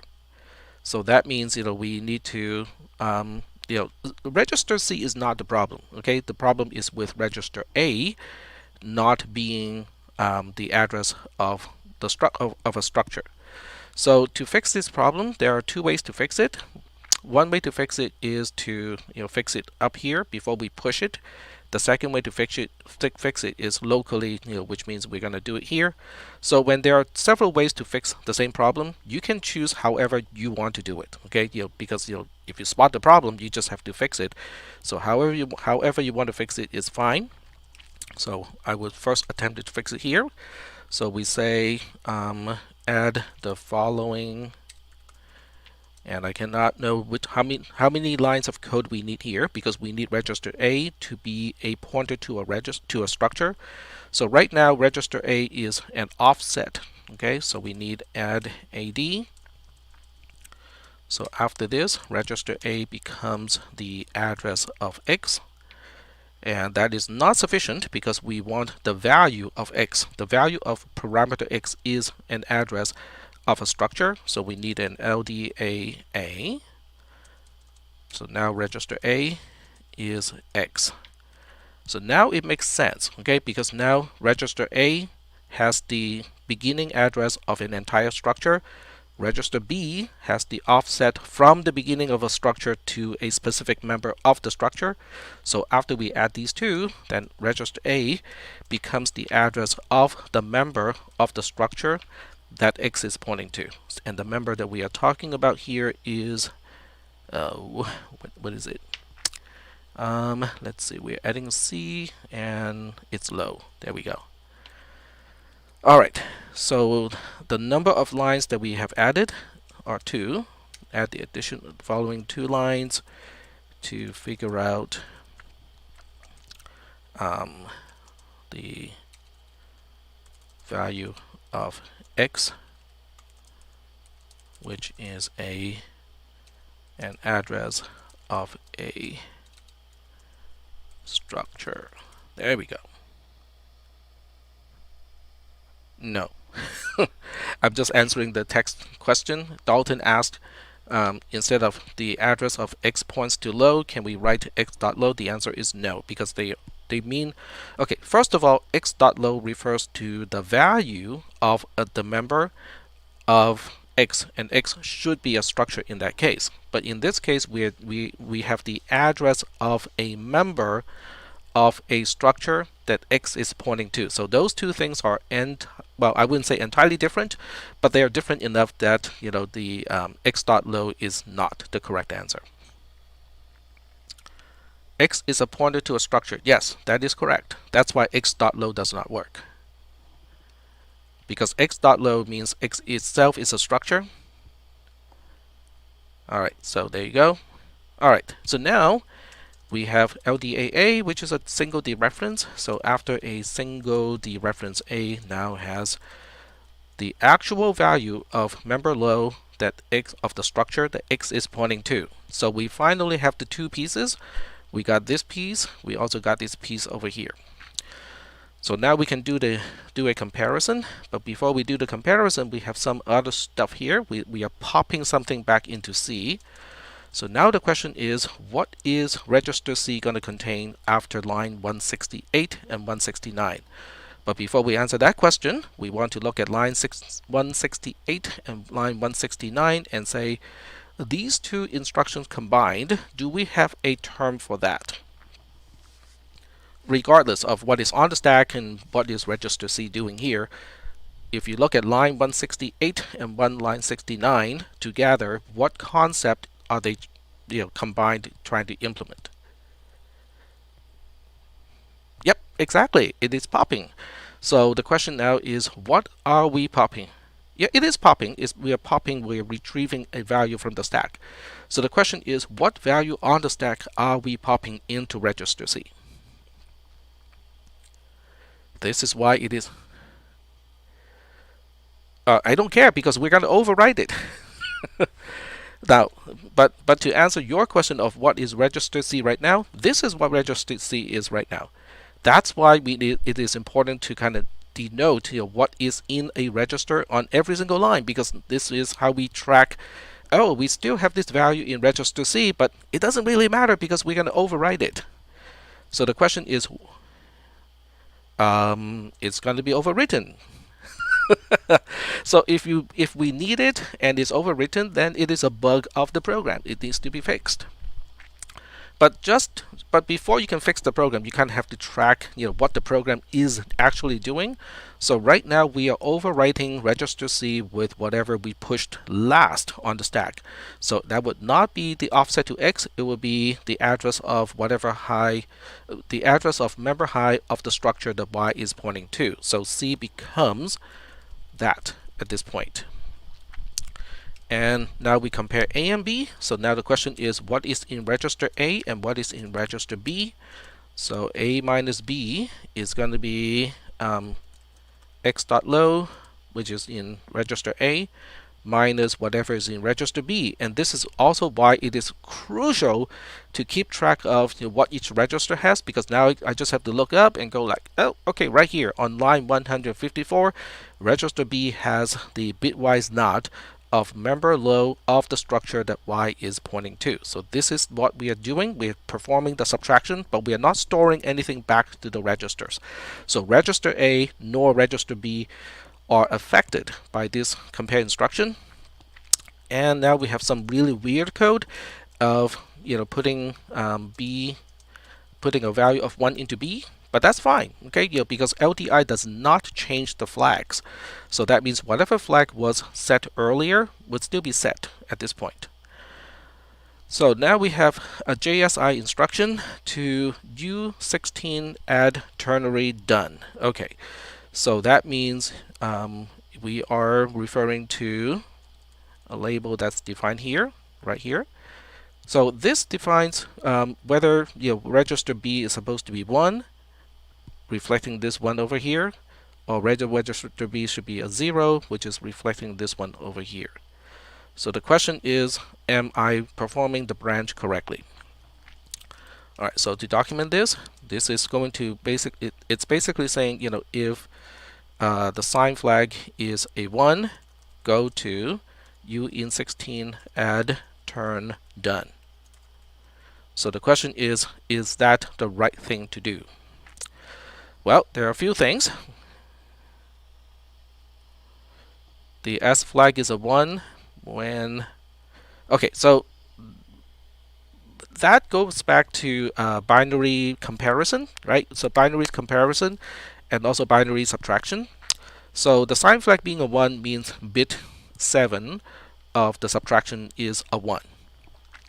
And what we want to do here, so referring back to the C code, the C code wants to say if the bitwise knot of member low of the structure the Y is pointing to is less than the member low of the structure that X is pointing to. If it is less than, then we want to return a value of 1. So now the question is, am I branching correctly here? So yes, so Jonathan is correct. JSI is not the correct branch because we are looking for a confirmation of a less than. So when you're looking for the confirmation of a less than, you should be using JLI or JCI. One is for signed and the other one is for unsigned. So in this case, because the comparison is unsigned, now how do we know it is unsigned? Because we have a cast here to make sure that it is unsigned, and the member itself is also unsigned. So that means we need to use a JCI. Okay, so we will change this to a JCI and change the following from JSI to JCI. But before we do that, we want to see if it makes sense to use a JCI and also to see if the way we compare is correct or not. So in this code, if the negation of J low is Y low, sorry. So if the negation of Y low is less than X low, we want to return a value of 1. So the question is, am I doing the comparison in the right order? And is this the correct way to skip over some code? Okay. So JCI is right. Okay, so the first thing is we need to change JSI to JCI because that's how we perform unsigned comparison to confirm that the minuend is less than a subtrahend in an unsigned comparison. But in this case, we want to branch around if the negation of Y low is less than X low. And then over here, the way we perform the comparison is the opposite, right? So that means we need to switch the CMP. Okay, so we will change the following to change the following to switch B and A because we want to compare in the opposite way, because the negation of Y low is supposed to be the minuend that we want to confirm to be being less than the subtrahend, which is X low. And if that is confirmed, we basically say we specify return value of 1, which is by default already done on line 172. So we need to make this change B, A, there we go. And the comment will need to change accordingly, so that this way we have this subtraction instead. So now this part of the code is correct. And obviously in this case the comment also needs to be changed because we changed from JSI to JCI. Are we doing okay or okay? So it might take a little bit longer, to kind of absorb, but it is the process that is important. Okay, how do we track the assembly code size to kind of know what is in a register, and then we also have to track what is on the C side to basically say, okay, is it making sense, of what we are doing on the right hand side? So it is the recognition of what the assembly code is trying to do and try to map it to what the C code is trying to do. All right, so I'm not seeing any questions in the text channel, so we are gonna move forward. Okay. All right, so now we get to this line here, which is adding B to C. So now the question is, what is B and what is C at this point of time?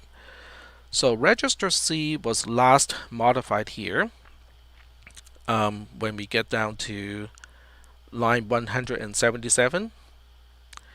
And according to this, C is the address of whatever C is the address of member height of the structure that Y is pointing to. And that doesn't make sense, right? Because, according to the C code, we are not adding to the address. We are supposed to be adding to the value of the member. So that means, we should not be doing this right away.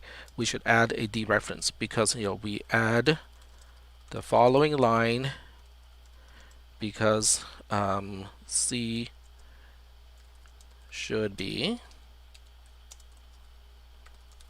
the value of whatever member height of the structure that Y is pointing to. So we're going to add the line that dereference C, which is LDCC, like that. And then after this, so once again, it's important to kind of track, all of these registers. So C is now, actually the value of member height of the structure that Y is pointing to. And then this line here is accomplishing the entire addition. So this is, so we can now confirm that C is now the right hand side of the assignment.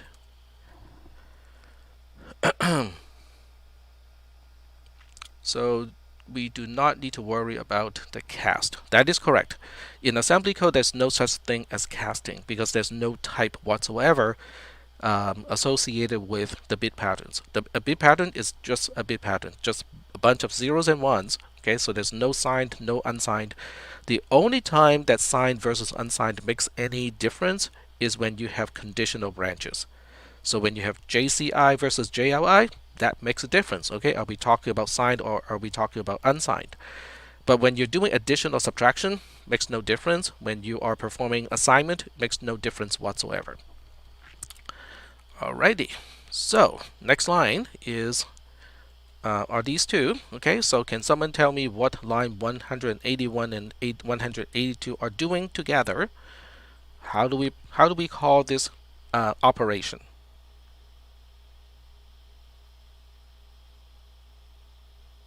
Matty correctly identified this operation earlier. It is a pop, exactly. So now the question is, what else is on the stack to pop? Okay, we already popped whatever we pushed on line 159. So whatever we are popping now is whatever we pushed on line 157. So that means, using this pop operation, so we are popping offset to X to register A at this point, which basically means a register A is now an offset to X as a parameter. And then later on, so that by itself is not erroneous. What is erroneous is when we add the offset height to that. So at this point, B is offset to high, which is the offset from the beginning of a structure to a specific member of that structure. So the only time it makes sense to add an offset to a member is when the other thing is already the address of a structure, which is not happening in this case because register A is not even close to the address of a structure. So we need to do something about this. Okay, so we need to fix this. Okay, so fix this so that register A is the address of the structure pointed to by X. Alright, so that requires 2 lines. Okay, so add 2 lines of code. And the first one is add AD. By doing this, register A is now the address of X. Okay. And then we need a dereference. Okay, so we need a LD AA.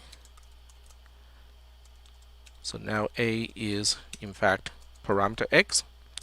And parameter X itself is the address of a structure, so it makes sense now to add the offset to a specific member from the beginning of a structure to register A, because register A itself is the address of a structure of the right type. So now we specify A is now the address of member high that X is pointing to. And then we have this code here, which is actually correct because now we dereference it one time. So the register B this time is the actual value of member high of the structure that X is pointing to. And now we need to go back and track what is in register C. So register C is the right hand side of the assignment, which is the entire right hand side over here. And then register B is the value of the left hand side. We have to add those two. Okay, so that's good. So B at the end of this, B is the sum of the left hand side and right hand side. Now this time we have a compound assignment operator, so we are adding the left hand side and the right hand side, but then we also have to use the sum to update whatever is on the left hand side.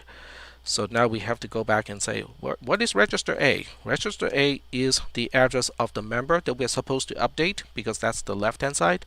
So this operation completes the entire thing. So X points to high is updated to the sum of the left hand side and right hand side. There we go. So the rest of this is kind of the similar thing. I mean, if you say I'm totally bored because tag, you keep basically doing the same thing. Okay, we are just tracking what is in the register and see if we are using the value of a register correctly in the context that is established by the C code. That kind of is what the exam is about. Okay, is to just track all of these things. Can you let me finish, please? Because I'm still talking. Thank you. So that really is kind of what the exam is trying to do. And you can use all the previous code that I have written and also the code that I will release to you on Thursday to help you with, just exercising. Okay, what is this register? What is in this register right now? What is the offset? Is it an offset to a member? Is it offset to a parameter? If it is an offset to a member, how do I make use of it? So I'm done. Matthew, you can go ahead.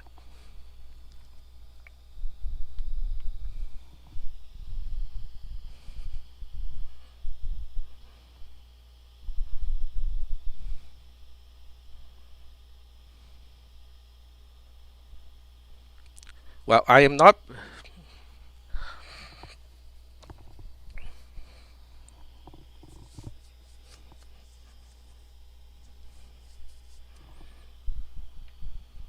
Okay. Well, I can only speak for myself, and I'm not trying to speak for anyone else. Oh, okay, that's a different class. I was because somebody just private messaged me on Discord about something in CISP310. All right, so getting back to Nathan's question, for lines 187 to 188, could you just say that LDAD instead of the reference and put the value of D to A? Well, it's not the value of D, it's the value of whatever D is pointing to, right? So we don't, no, okay. The answer is no, because register A is not 0.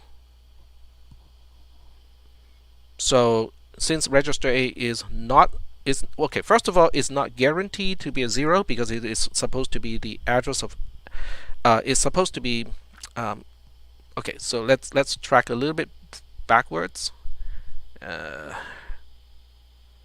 okay, so X register A has the offset to parameter X. The offset to parameter X is not a 0. And as a result, you cannot LDAD, LDAD does not accomplish what line 187 and line 188 is going to do, because register A did not start with a value of 0.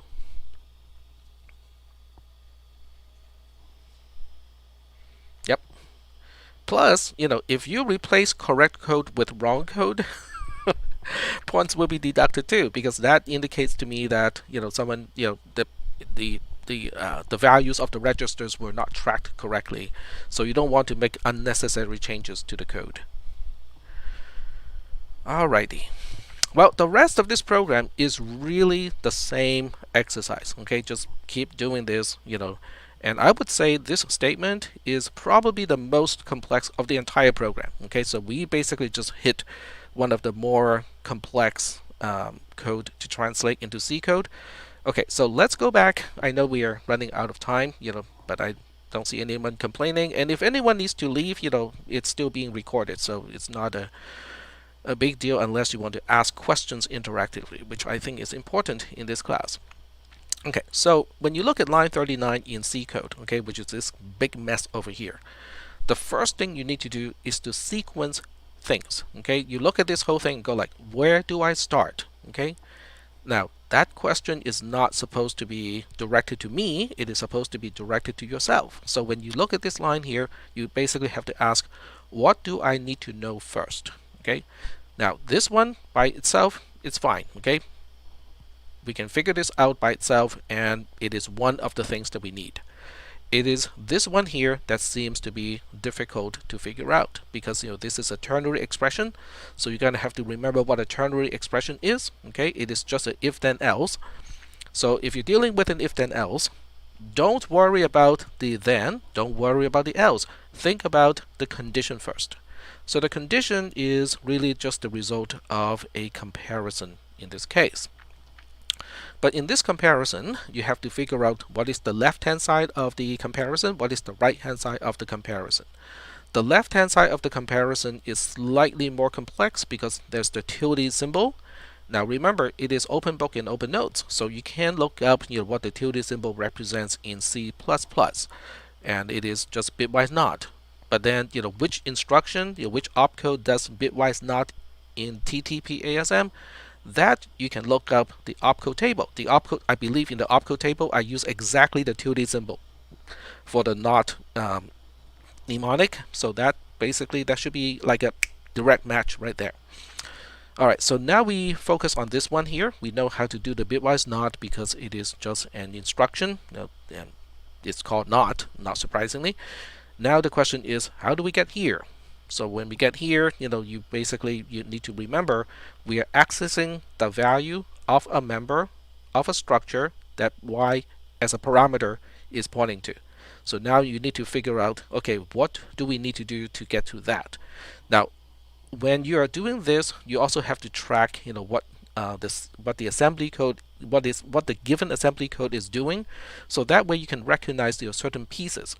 When we add things, okay, when we dereference things, that is the time when you say, does it make sense? Okay, is that add instruction making sense? Are we adding something, two things together where it makes sense to add those two things together? So what does make sense, right? So what makes sense is when one thing is the offset to a member, and then the other thing is the address of the structure. It makes sense to add those two. When one thing is the offset to a parameter, and then the other thing is the stack pointer, that makes sense, right? So you kind of have to look at what you're adding, and you also have to look at what you're dereferencing. When you're dereferencing, you better make sure that what you're dereferencing, or whatever register is being dereferenced, is the address of something. So if what you're dereferencing is just the offset but not the address of something, then you know something is missing. Okay, you need to do something to fix that. So I hope that is helping, in terms of how to approach the exam. So I'm waiting for questions. If you have any questions, because the rest of the program is kind of the same thing, you know. I mean, it's this one has an or, but it is based on the comparison and then the comparison and the less than. All right. It is kind of repetitive. If we're bad at that one. I think if you track the registers and what is on the stack, using this way, um, it it really should help. Some people did manage to get negative scores in the summer, but I kindly rounded everything up to 0 in that case.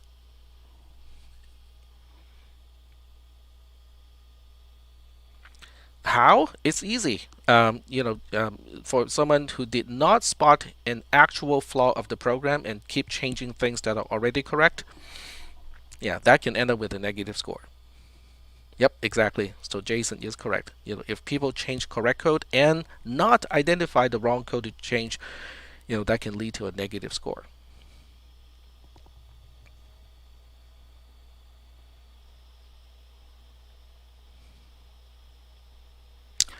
Well, then depending on whether the commenting is sufficient around where the problematic code is supposed to be, people can get partial credit. So if people can show me that we are doing something wrong here because this register has this and that register has that, and we are either dereferencing or we are adding those two together, but I know exactly what we are adding. I can relate the value of those registers back to the C constructs. I can give partial credit to those specific cases. Basically there's no correction, so it's not going to be the full score, but I can give some partial credit for being able to track the registers to the point where yeah, I can see how we're adding two things that really should not be added together, but there we go. I do not know yet. You guys are asking hypothetical questions that I cannot answer because it really kind of depends on the commenting. Okay, so think about it this way. Okay, a 4 is a perfect score, which means everything is done correctly. A 3 is a good score where there are some omissions and some careless mistakes. A 2 is the minimum that I need to see to confirm that there's sufficient understanding of the material. A 1 is insufficient evidence of understanding of the material, and then a 0 means there's no indication of the understanding of the material. So that's how 0, 1, 2, and 1, 2, 3, and 4 are assigned to each possible spot for fixing things. I would say, okay, I don't see how you cannot comment and spot problems in this case. I mean, I just went through this whole thing, right? If I did not comment the code myself, okay, throughout this exercise, I would not have been able to, basically, track the registers. Now, when I'm not talking, and not in the context of answering question and having to keep an eye on the Discord channel, which I hope no one is going to do during the final exam, is keeping an eye on the Discord channel, other than the announcement Discord channel from the class, which I promise I'm not going to send you guys a lot of spam unless there's one crucial thing that I need to point out in the exam. I'm not going to spam you guys in the class text channel. So assuming I'm focusing on just the code, we should be able to do this a whole lot faster if we're just kind of focusing on the code. But I've been talking and answering questions and keeping an eye on the text channel all along the way. And then the more you do this, the quicker you can do it, because you can recognize structures. You can recognize, oh, okay, when these things are together, it usually means this. And then you start to also understand what makes sense. Okay, what can be added together, what cannot be added together. It doesn't make sense to dereference that, and so on. Will I release the answer for lab due to for the lab due today anytime soon. What is the lab that's due today? Is that the Fibonacci number thing?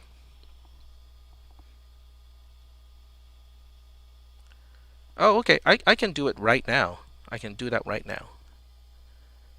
Yeah, so turning off Discord first is a good idea, but you might want to just kind of turn on my channel. Just look at the class text channel, because sometimes I put announcement over there. Or I can say, I'm not even going to use Discord entirely. So if you guys want to turn off Discord completely, you can go ahead. And I would use the Canvas announcement for all the announcements. I think that's probably a better way to do it. So Vlad, I will send all the announcements through Canvas instead of Discord. So that way you can just kind of keep an eye on your on the announcement of the class. So there we go. All right, so Matt, I am going to get to the FIB program, and I thought someone else was typing earlier. Okay, so all right, so I'm not sure whether I want to keep these things up here or not. I'm gonna, oh, I just closed it. Okay, so there's that. All right, so let's talk about the Fibonacci program.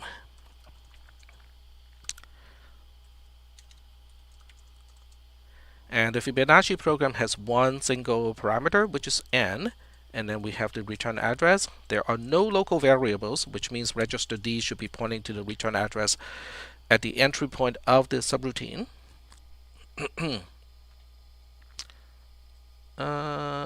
Get a copy of that for our own notes. Oh, you mean the code that I just worked on today? Yeah, I can do that. I can send it to you right now. Give me a chance to do it first.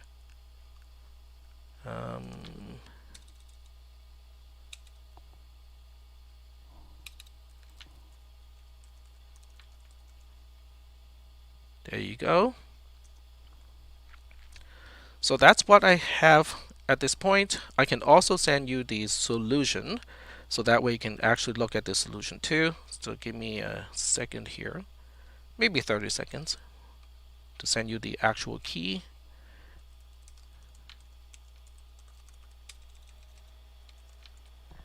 Um, 310.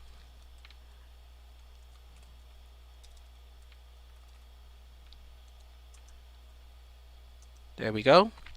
So the first file is the one that I have been working up to this point. So it has all the commenting and whatnot.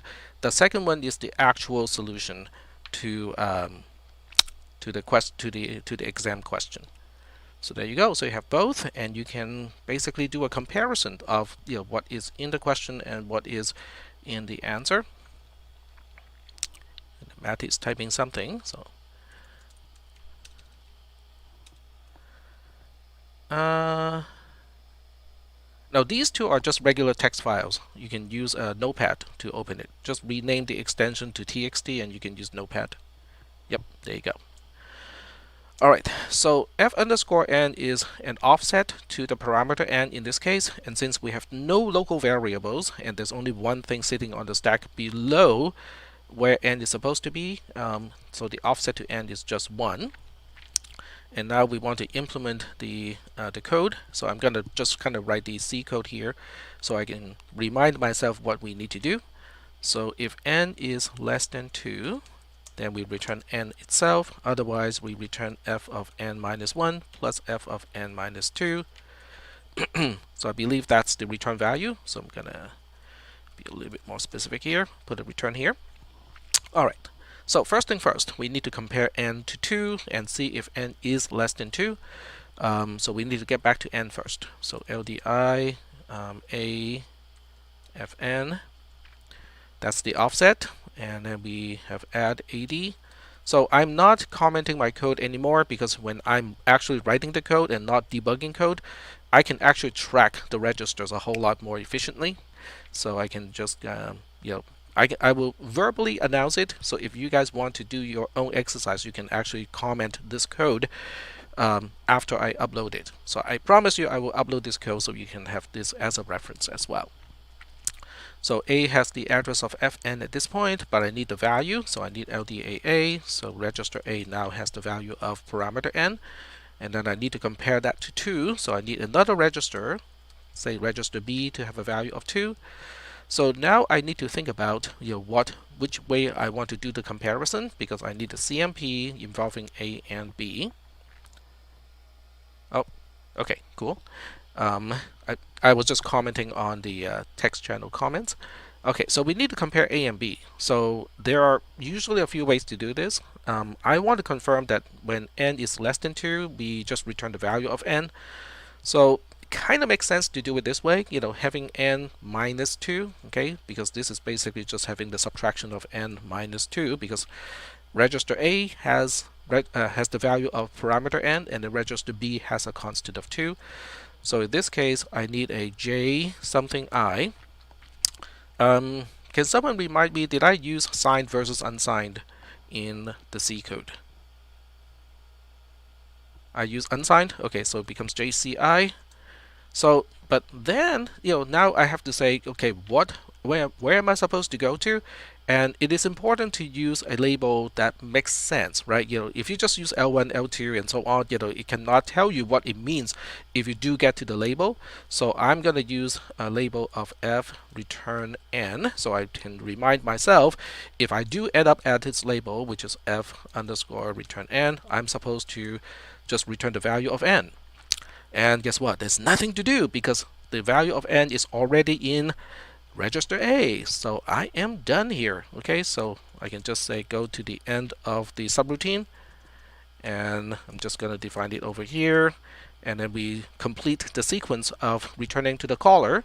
So it's a LDBD to pop the return address into register D, and then increment D, because I don't the callee is supposed to deallocate the return address, and then JMPB to get back to the caller. There we go. Alright, so there's a bunch of traffic on the text channel. Let's see, what is the purpose of the line f underscore n colon 1? I'm just defining the offset exactly, because I don't want to have to track, okay, what thing is where on the stack. I just want to give them all symbolic names so I can refer to the symbolic names. And the convention of using the name of the subroutine as a prefix and the name of the parameter as the suffix has been used for several classes already. So that's what we have been using. Alright, so that means whatever, if I end up here, okay, if the JCI did not go to f underscore return n, that means it's time for the recursive call. Okay, so this is where we need to do the recursive calls. Now it's important to me to comment the code, especially when we have a conditional branch, because I need to know what does it mean when I do go to the label, whatever the label is, and what does it mean if I do not get to the label. So I need to comment, these things, or use self-commenting, self-documenting label names, so that the label name reminds me what does it mean to actually perform the branch with the JCI. So now we have the recursive calls. So recursive calls are not any different from non-recursive calls. It's going to go through exactly the same steps. Okay, so we just have to push n minus 1 on the stack. So whether you want to rely on the fact that register A has the value of parameter n at this point is up to you. Okay, so if you want to recompute all of that, that's fine. If you want to kind of go like, but we already have that stuff in register A, why would I want to recompute the value of parameter n? That's up to you. Okay, so I'm just going to make the assumption, and I will make it clear here. A already has parameter n, so we just need to push it. So pushing something is decrement D, and then LD, ST, D, A, like that. And I'm going to comment here, this is pushing n. Oh, wait, I cannot do that yet, right? Because we are supposed to push n minus 1. Fine. Decrement A.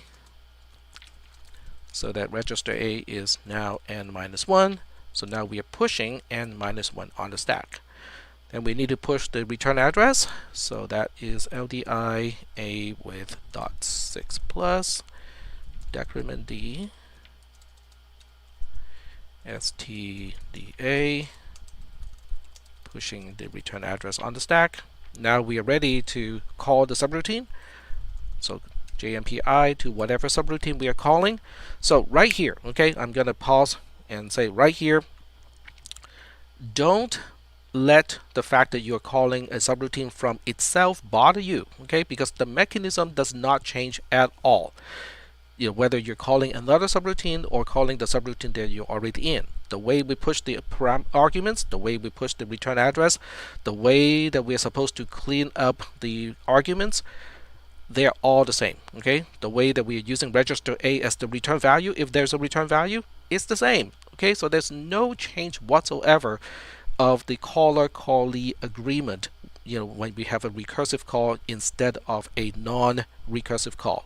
So I just want to point this out because I think this is why recursion is difficult for some people, is they overthink, okay? Because it is supposed to be a very simple mechanism, and then people just kind of overthink. It's like, but what happened, of all of these recursive call and all the way down, and what happened to all those other things? Nope, you just think of it as another subroutine. Yeah, go ahead, Maddie.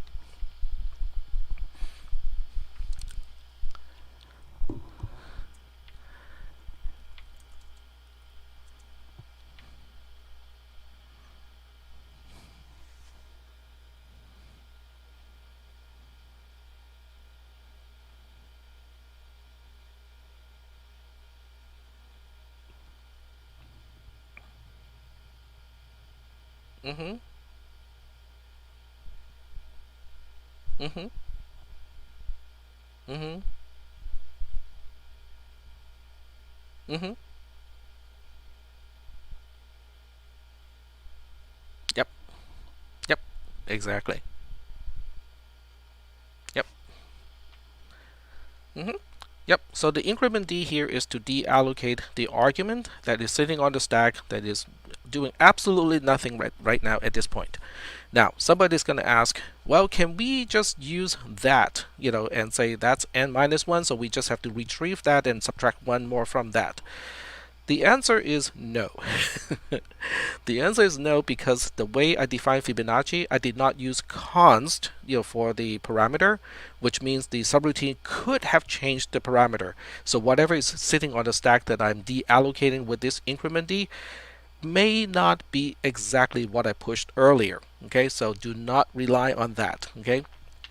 Now we have two things to do. We have the return value in register A, but I cannot use it now, right? Because I have another call before I can actually utilize the return value coming back from f of n minus 1. So the trick is to push it on the stack. Okay, so we basically use the instruction to push it back on the stack, which is decrement D and stda. So this is for pushing f of n minus 1 on the stack. And then someone is going to say, but Tak, you're wasting processor cycles because increment D followed by decrement D, they just kind of cancel out each other. That is correct. They do cancel out each other, which means you can remove both at the same time and the code would not be wrong. However, these two belong to different concepts. The increment D has to do with the deallocation of the argument, which is sitting on the stack being useless, and then the decrement D is for pushing the return value back onto the stack. So for clarity purposes, I separate these two and include both of these instructions because they are serving different functions. They're serving different purposes in this code here. Okay, so Nathan asked a question of CMP AB, is it subtracting B from A? So if you look up the opcode table, that's what it will say. It is A minus B. That's exactly what CMP is going to do, is A minus B. It performs A minus B, which means we are subtracting B from A, but we are not going to store the difference back into register A. But it will change the flags. Yes, it will change. It will basically potentially affect all 5 flags of the flags register. Why not use sub instead of CMP? Because if I had used sub, then register A would change potentially. Because it will change, not potentially, it will change. Because register B is guaranteed to be a 2. So then, when we have sub AB, A becomes 2 less than what it used to be, which means I can no longer kind of shorthand the whole thing and say, hey, by the time we get to f underscore return n, register A already has the value of n, because it would not be n anymore, it will be n minus 2. So don't store something back unless you have to. Okay, whenever you do a compare, Try to just do a regular compare, not a subtraction, because a subtraction affects the first operand. Right, yeah. So if you do a SUB instead of a CMP, then you would have destroyed the value of register A, which means, at this point in f underscore return n, you're going to have to recompute the value of n, or you can add 2 back to register A if you want to. I mean, either way, I think it is more convoluted than the way it is implemented here. So, I mean, that's the whole point of having compare. I mean, why would we have compare when we already have subtraction if it's not for this purpose, right? So think about that, okay? Think about why compare exists when we already have subtract. All right, so getting back to here, now we are ready for the second call, right? The second call is going to look like the first call, except the first thing is, where is n? We don't have n in the register anymore, right? So we're going to have to recompute it. If you do a CMP BA, then you are looking for the opposite, right? So now you have to confirm that B is greater than or equal to A.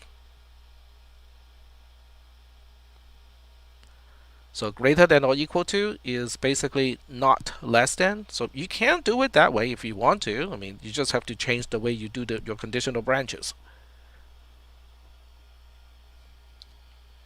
The bottom line is, if A is less than B, we want to return whatever A has. If not, we're going to use the recursive way to do things. All right. So getting back to here, we need to go back and retrieve the value of n first. So we need to do a LDI. Nope, we don't want to use JLI. We do not want to use a JLI because we have to use a JCI. I mean, JCI is the only thing that you can use after a compare in this case, because we need to confirm one way or another whether it is less than or not. So whether you want to confirm it's less than or not less than, you still have to use JCI because we don't have a JNCI. We don't have the negated version of JCI. So you're going to have to use JCI regardless, but in this case you also have to use a JZI to catch the case when they are equal. So it's a more convoluted way to do it. Yeah.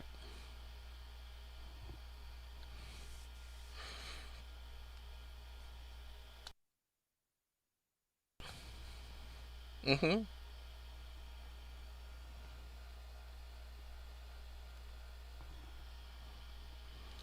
Mm-hmm.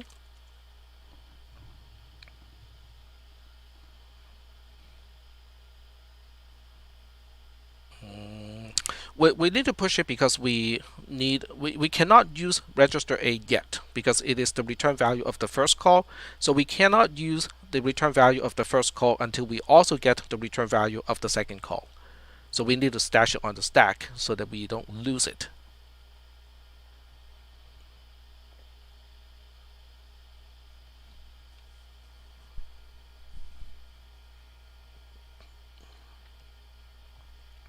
We are pushing.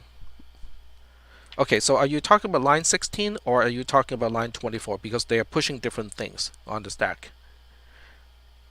Yeah, line 16 is just pushing n minus 1 on the stack, which is the argument that we need to push in order to call f the first time on the left-hand side of the addition.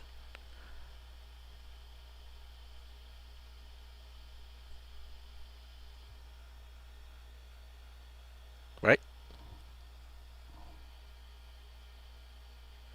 So when you look at line 14 all the way to line 21, that is the call of f of n minus 1.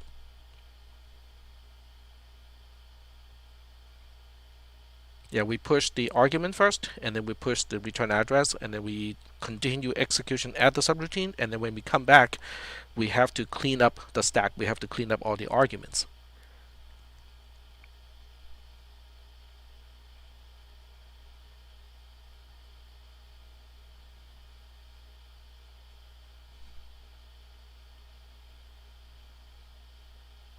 Yeah, whatever value you want to use to test Fibonacci is what you need to push. before you push the return address, and then continue execution with F. I can give you a main too, at some point. So I'm just working on F first.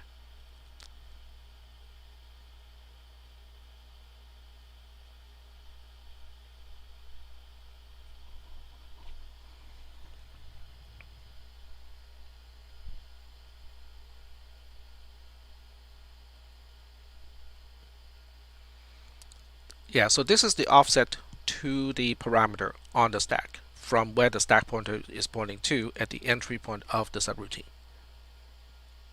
It's set up by the caller, so I don't need to know how it gets there because it is the job of the caller to put it there. I just need to know where it is, which is 1 byte. It's at a 1 byte offset from where the stack pointer points to, because the stack pointer is pointing directly at the return address.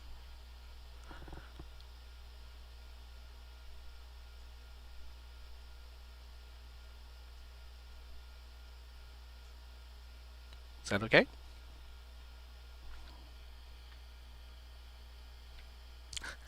All right, so this is going back to the caller callee agreement. So the caller is supposed to push the return address and then go to the first, the label of the callee. The return value is in register A. Cannot assume the preservation of the registers A, B, or C. It has to push parameters or arguments before pushing the return address, if there is any. So this describes the agreement between the caller and the callee. And that's how we know your parameter n is going to be 1 byte away from where the stack pointer points to. Is because the caller is supposed to put it there. Because the caller has to push all the arguments before it push the return address. And the return address is always the last thing that the caller pushes before we continue execution at the callee. Yep. All right. Well, that's good. That's a good good moment, right? You just kind of everything is clicking. All right. So getting back.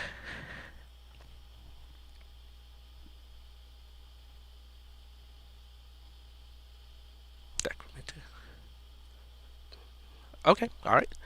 So back to line 26 and line 27, we have a problem here because the assumption that n is 1 byte away from where the stack pointer points to is no longer true because we just pushed one additional item on the stack. So that means it is now 1 byte off from where we thought it would be. So that's why we need this 1 plus here, to basically add 1 to the offset of f of n, fn.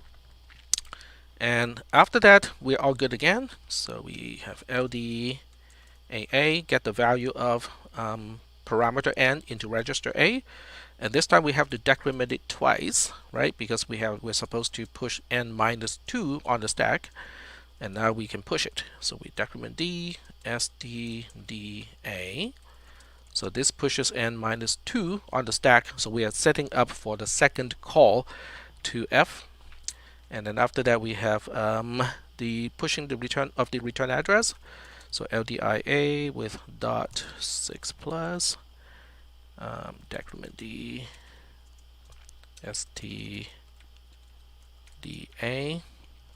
So now we have the return address also pushed. It's time to continue execution at the subroutine. So once again, don't try to overthink this, okay? It's just the same mechanism to call any subroutine, okay? So if you're calling the subroutine itself, same mechanism. So when it returns, once again, we have to deallocate the argument that is still sitting on the stack. So right now we have the magical moment because right now, register A has the return value of f of n minus 2. And the question is, but where is the return value of f of n minus 1? So now we need to answer that question first.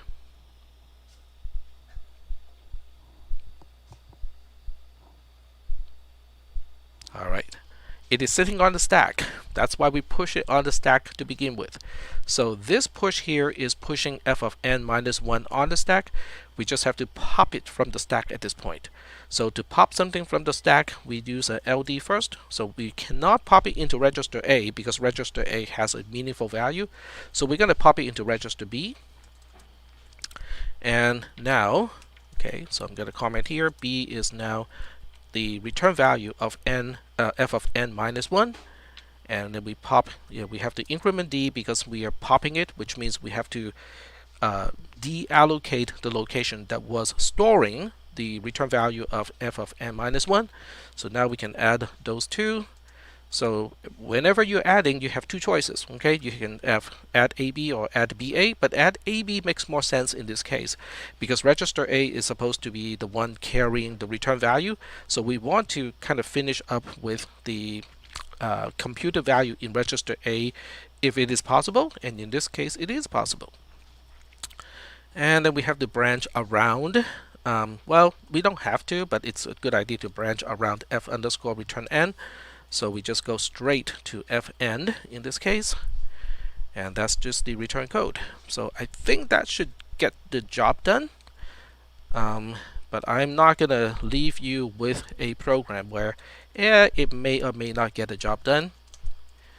So I'm going to actually finish the program.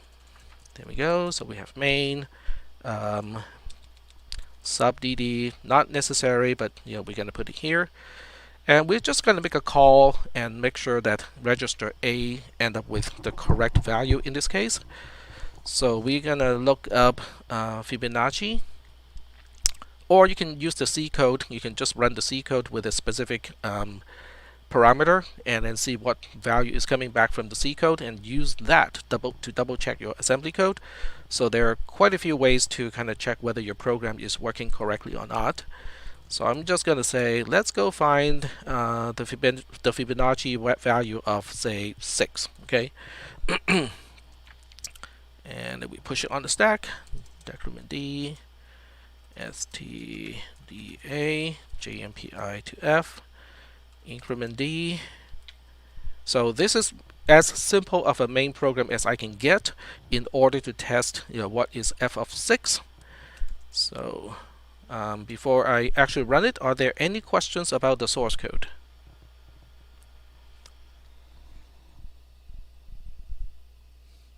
Okay, all I'm hearing is my music.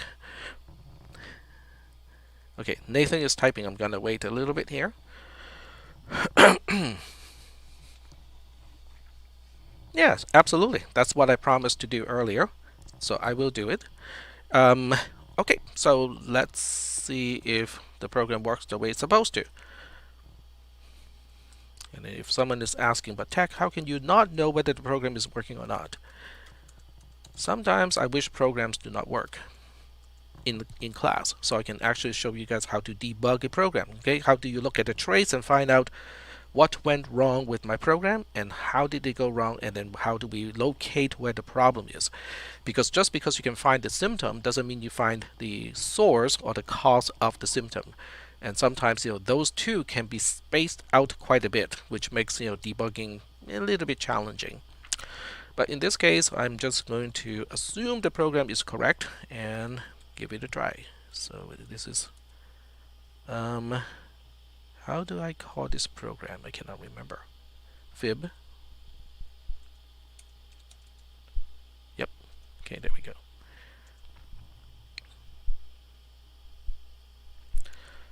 go. So what Jonathan Wong earlier mentioned about the tool that can help you assemble, simulate, trace, and analyze is basically just a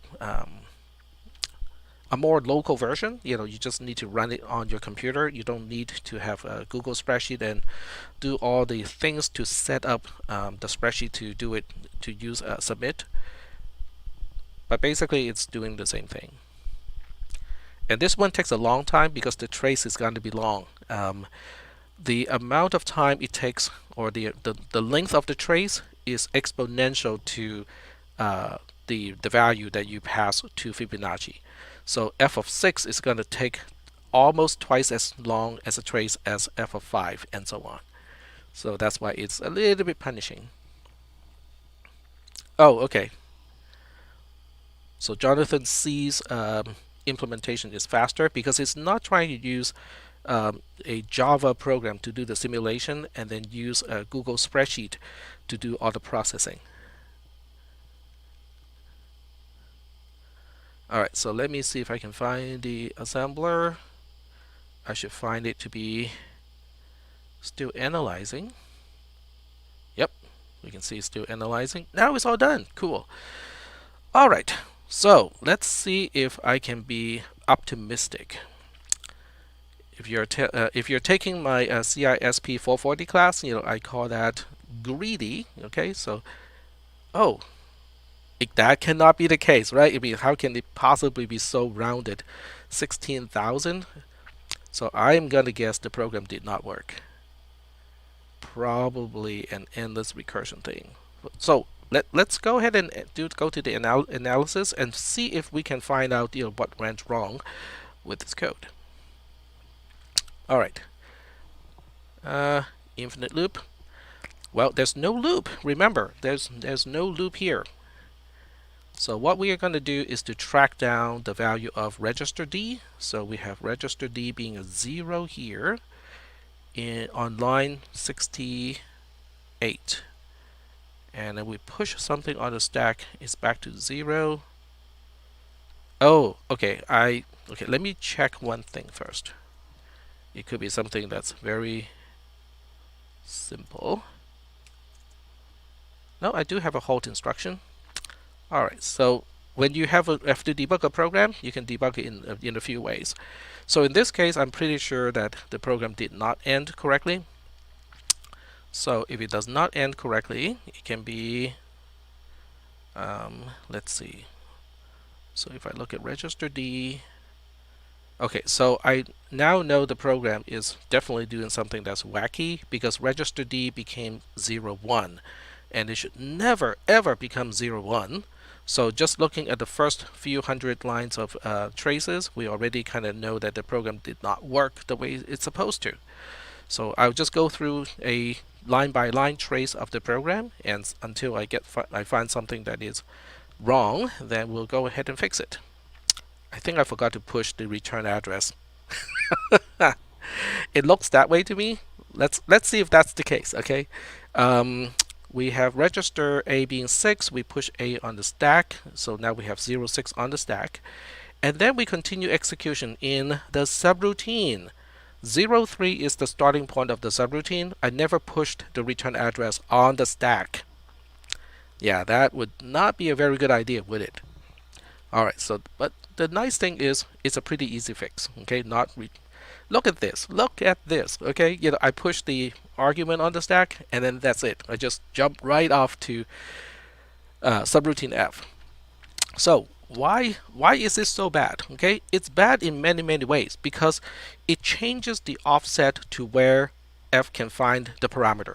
So when we get to F, okay, it is not going to the right place to find the parameter. It is going to the wrong place to find the parameter because the parameter is exactly where the stack point is pointing to, and then whatever byte that is after that is what the subroutine is using as its parameter. So that's why it is a doubly bad kind of thing for this program. Alright, so there we go. Not forgetting to push the return address would cause this to happen. So we just have to fix it. So dot 6 plus decrement D stda. There we go. Okay, so now we have the return address pushed. Yep, exactly. So Matty is correct that we are going to the opcode of the program. Now, that turns out to be 0, right? Because location 00 is 0. So we are using 0 as n in this case. But then when it tries to return, it will return to the wrong place because it's going to return to location 6 of the entire program, which is in the middle or 3 bytes past the beginning of F. So it's returning to definitely the wrong place, and then the whole thing just starts to it would just do a messy, vortex thing from that point on. All right, so let's go ahead and do it one more time. This time we have the correct return address.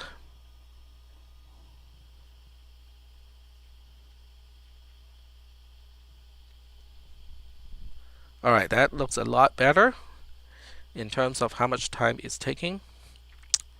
So we'll go ahead and see how long the trace is. 1021 lines. That's a lot more reasonable. So now we will take a look at the actual trace. There are a few things we can check right now to see if the program is right or not. So we get to, I think there's a way to get there by just typing here. There we go. A1021 or something like that. Close. All right, so first thing first, the value of D is back to 0, 0. That's good. And the value of A is 8. So the question is the Fibonacci sequence, is the fib of 6 supposed to be 8? That depends on how you count. Which one you count from as the beginning. So let's look up Fibonacci sequence.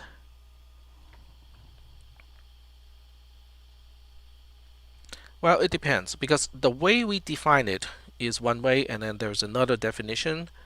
So based on the way we define it, this is the sequence that we are supposed to use, because we defined f of 0 as a 0, we define f of 1 as 1. So that's why when we follow this, we have this is f of 0, 1, 2, 3, 4, 5, and this is 6. So f of 6 is 8. That is correct.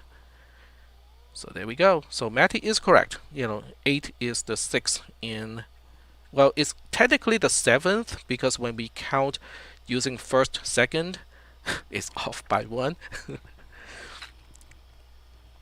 But the program did work correctly in this case. It did work correctly. All right. Alrighty. So I am going to post the code into the text channel too. So this way you guys have it as reference. And it is fib.ttpasm.